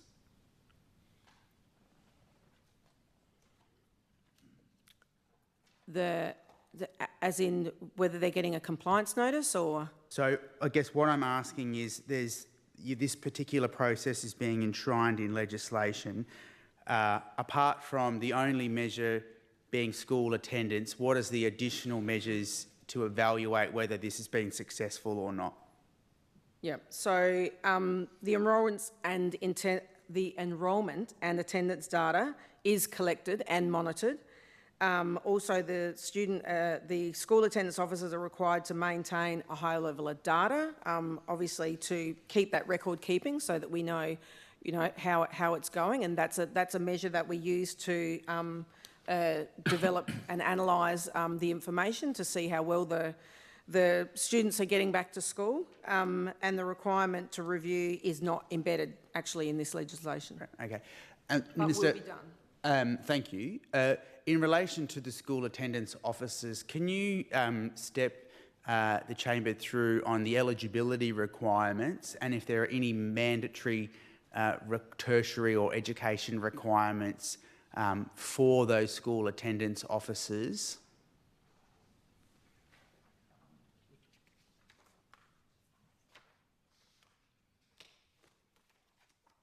Sorry, I'm just looking at my notes here.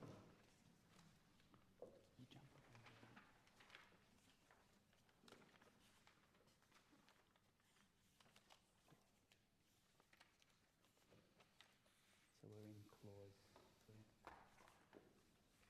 Sorry, do you have that? Couldn't find my notes. Sorry, I was trying to find. No, that's okay. I've got notes all over the place here. So the training requirements for the school attendance officers.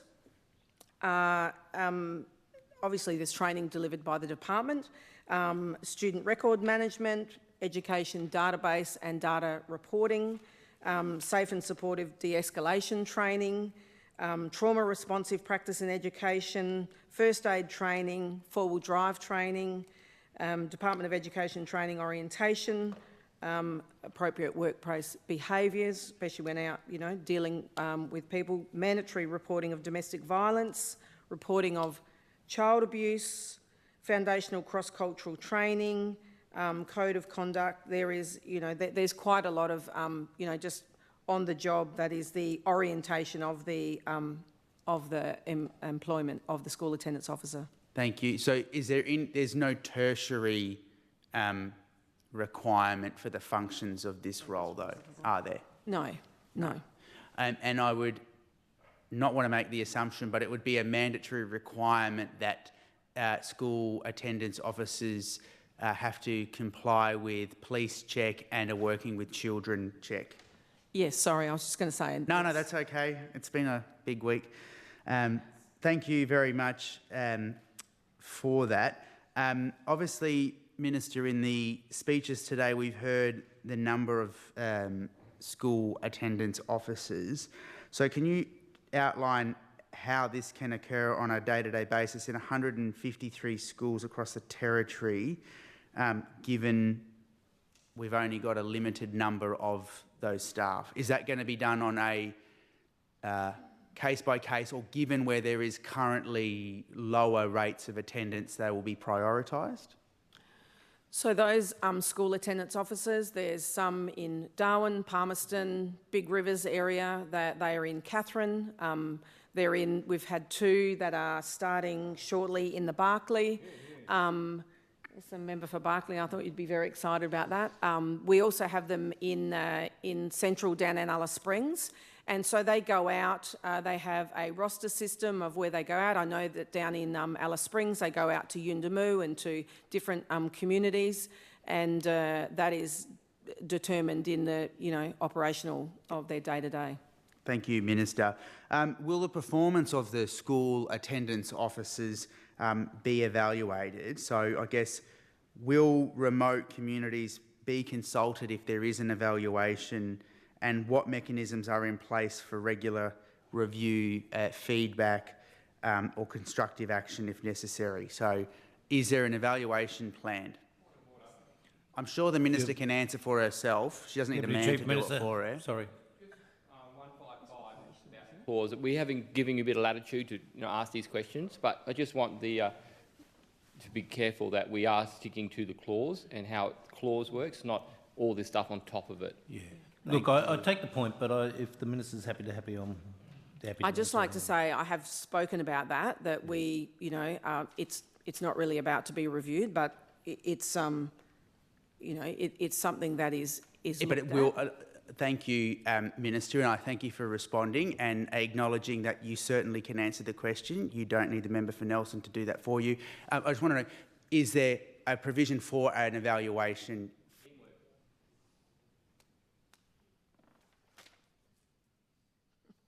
Yeah. No, I answered the question and no. Thank you. Thank you, Mr Deputy Speaker. I have no further questions on Clause 5, but I believe there are other questions. Member for Nightcliff. Thank you, Mr Deputy Speaker.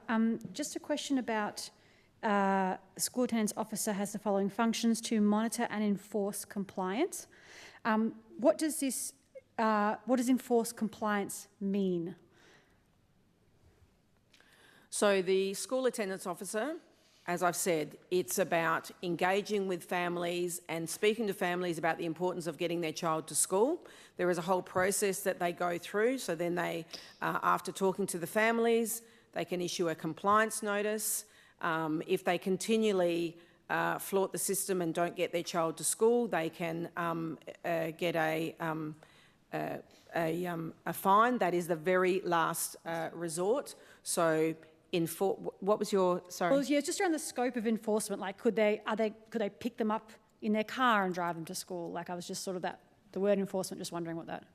Yeah, so if that child is happy to go to school with the school attendance officer, and I've seen that happen in my community myself, yes, that can happen. Thank you. But that's not, only if that child is happy to do so. Okay, thank you. Okay. No further questions on Clause 5? The question is that Clause 5 stand as printed. Those of the opinion say aye, to the contrary no. I think the ayes have it. Is it the wish of the Assembly that Clauses 6 to 7 be considered together? There have been no objections. It is so ordered. The question is that Clauses 6 to 7 stand as printed. Those of that opinion say aye, to the contrary no. I think the ayes have it. The question is that Clause 8 stand as printed. Those of that opinion say aye, to the contrary no. Member for Guyula. Thank you. Minister, can you outline how this amendment will practically enhance the efficiency of issuing notices by mail? Sorry, can you just start again? Sorry. Oh, sorry. So in relation to this Clause 8, just wanting to understand how this amendment will practically enhance the efficiency of issuing notices by mail, particularly in the remote communities across the Territory.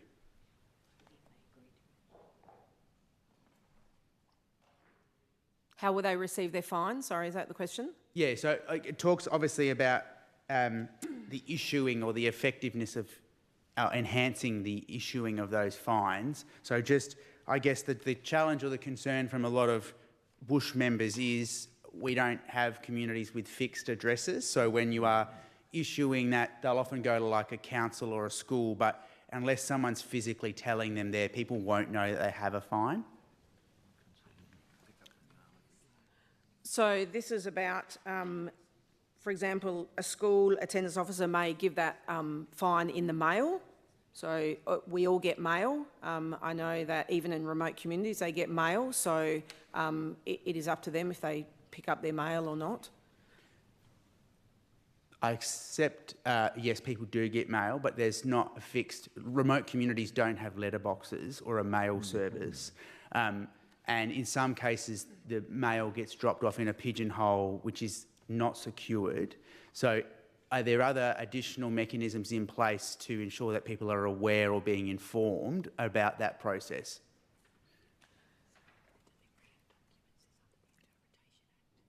Yeah, so so as I said, all remote areas do get mail. So they can, whether it be in a mailbag or whether it be in a pigeonhole at a council office or whatever, they can actually, it can go to them in the post. And also, it is, it's covered under the Interpretation Act. It's not relevant to this Act, it's covered under the Interpretation Act. So there is obviously postal services, but the school attendance officer can also hand deliver an infringement. Correct. Okay. And they could, for the purposes, Minister, given that there might not be the reliability of a mail service, they could, in fact, deliver that to the school, and then that could be delivered if someone... No. I think it would go in the mail, or the school attendance officer could deliver it in person. I know that the school attendance officer, for example, go to Yuibo. I've spoken to Tui. He knows a lot of families there at Yuibo, and if it was a case that they would get a compliance notice or a fine, then it could be delivered. Great. So just obviously question around Aboriginal people. We can be transient at times, so I guess how do you maintain that the person still is a resident of that community? Is that going to be just through the electoral roll or the enrolment of the child for the infringement? Under the Interpretation Act, there is a requirement for them to have an address. So I think, you know, I've answered the question. So it'll just be the last known address via the Interpretation I Act? think it is actually up to people to make sure they give the correct information to the compliance officer, or when the attendance officer goes to have when they're communicating with that family, they would be getting the details. If the family choose to give the incorrect details, you know, it would go to the address that they gave. Thank you. There's no further questions on Clause 8 for me. For Johnson. Thank you, Mr Deputy Speaker. In the case where a child's under a protection order, who will the notice be delivered to? Under the person that's in charge.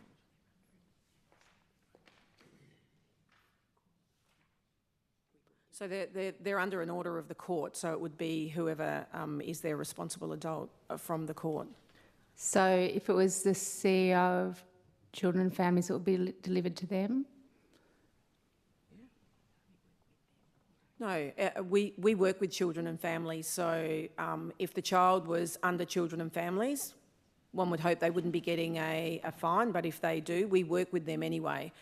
As part of the compliance and as part of the school attendance officers, it is about working together with other agencies, not working in silos. So just to clarify, a child in care would not be, no one would be issued for a fine if there was a child in care who didn't attend school? No, we are already working towards a child protection response. And what about a child who's defined as living independently? Who will the fine be delivered to? If the child is living independently, the child will receive the fine. Over the age of 16? Over the age of 14, if they're living independently, that child can receive the fine. And under the age of 14?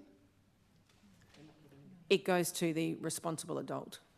A child can be defined as living independently under the age of 14, to my understanding. So where would the fine go then?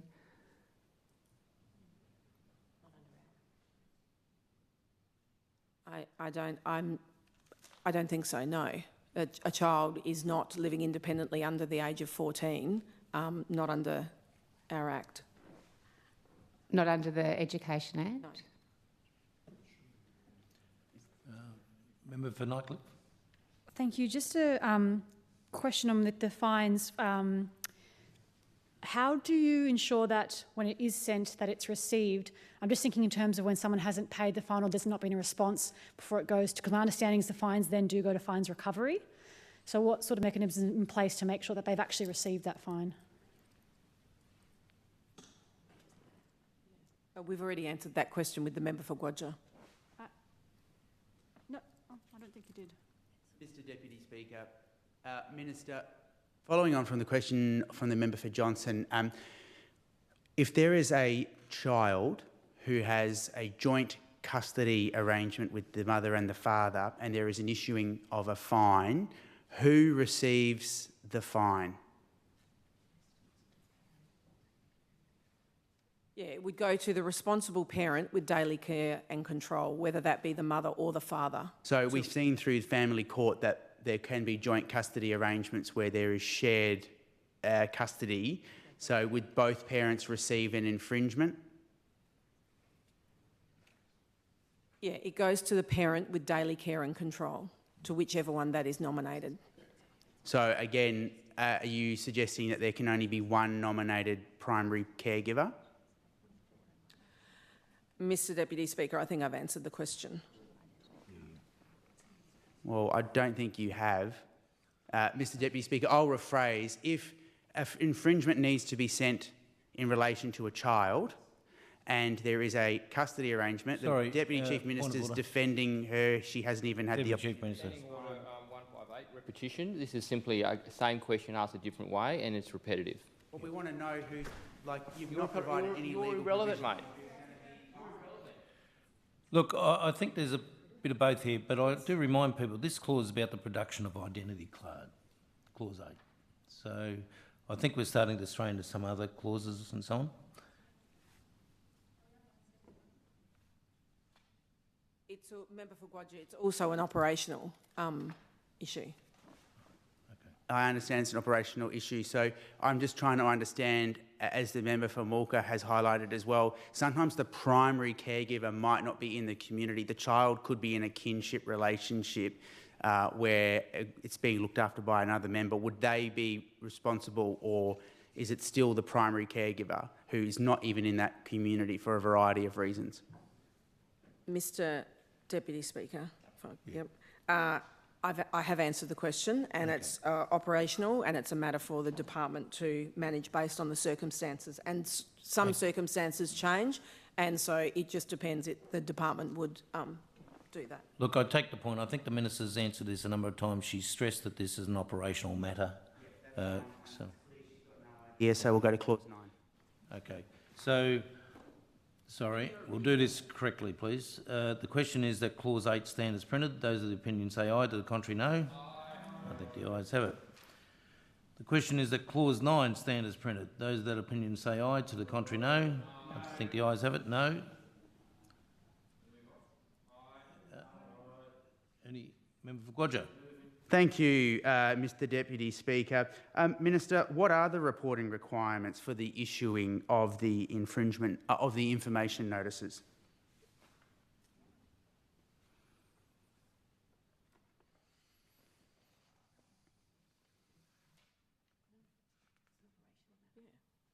It's an operational member. Sorry, it's an operational matter, member for Guyula. Thank you, Minister. Are principals consulted before a student or a family with a student enrolled at their school is issued an information notice? Yes. Yes.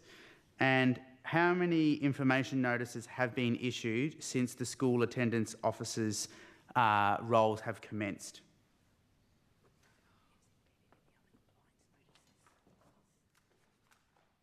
It's actually in the other compliance notice. I don't have that number.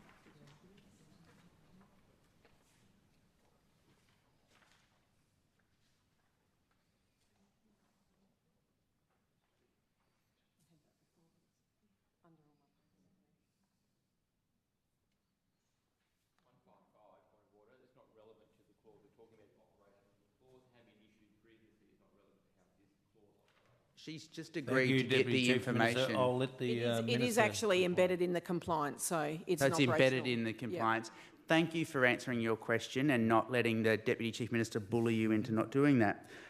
Do school attendance officers engage with territory families, or what's the process, Minister, around them working together? Do they engage and advise territory families when an information notice is being issued?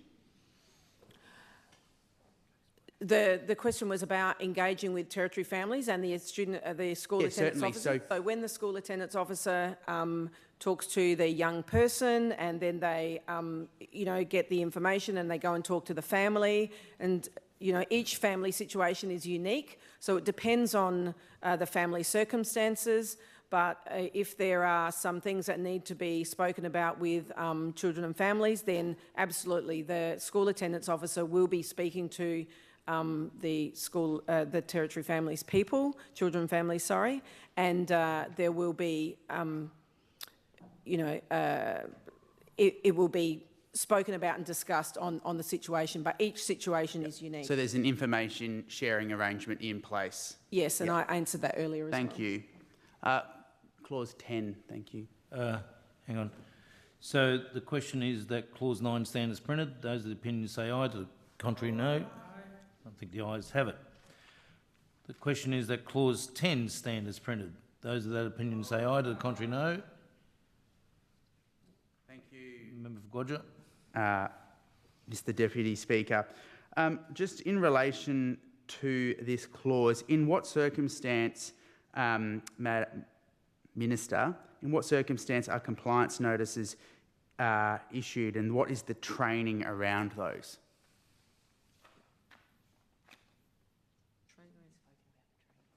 We've spoken about that already, the training.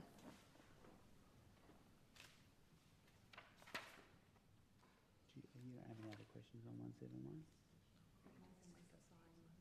Yeah. Any further questions? No. The question is that clause 10 stand as printed. Those of the opinion say aye, to the contrary no. I think the ayes have it. The question is that clause 11 stand as printed. Those of that opinion say aye, to the contrary no. Okay. Aye. Thank you. Is it the wish of the Assembly that clauses 12 to 16 be considered together? There being no objection, it is so ordered. The question is that clauses 12 to 16 stand as printed. Those of the opinion say aye, to the contrary no. I think the ayes have it. The question is that the schedules stand as printed. Those of that opinion say aye, to the contrary no. I think the ayes have it.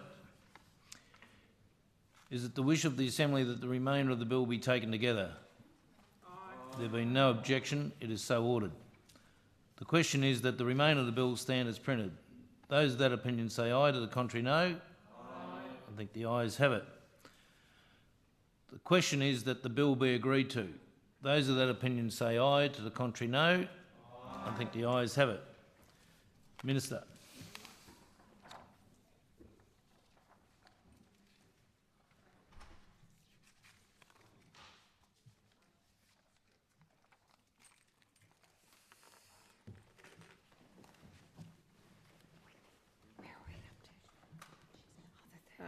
I move the bill be now read a third time. The question is that the bill be now read a third time. Those of that opinion say aye, to the contrary no. I think the ayes have it. Division. A division is called.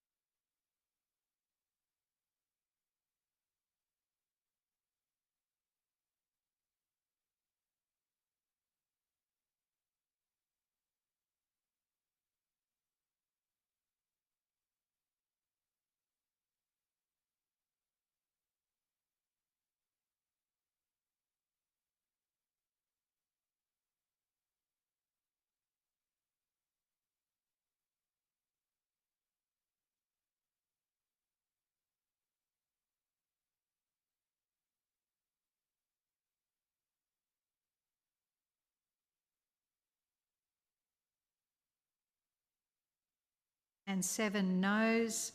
The ayes have it. The bill has been passed.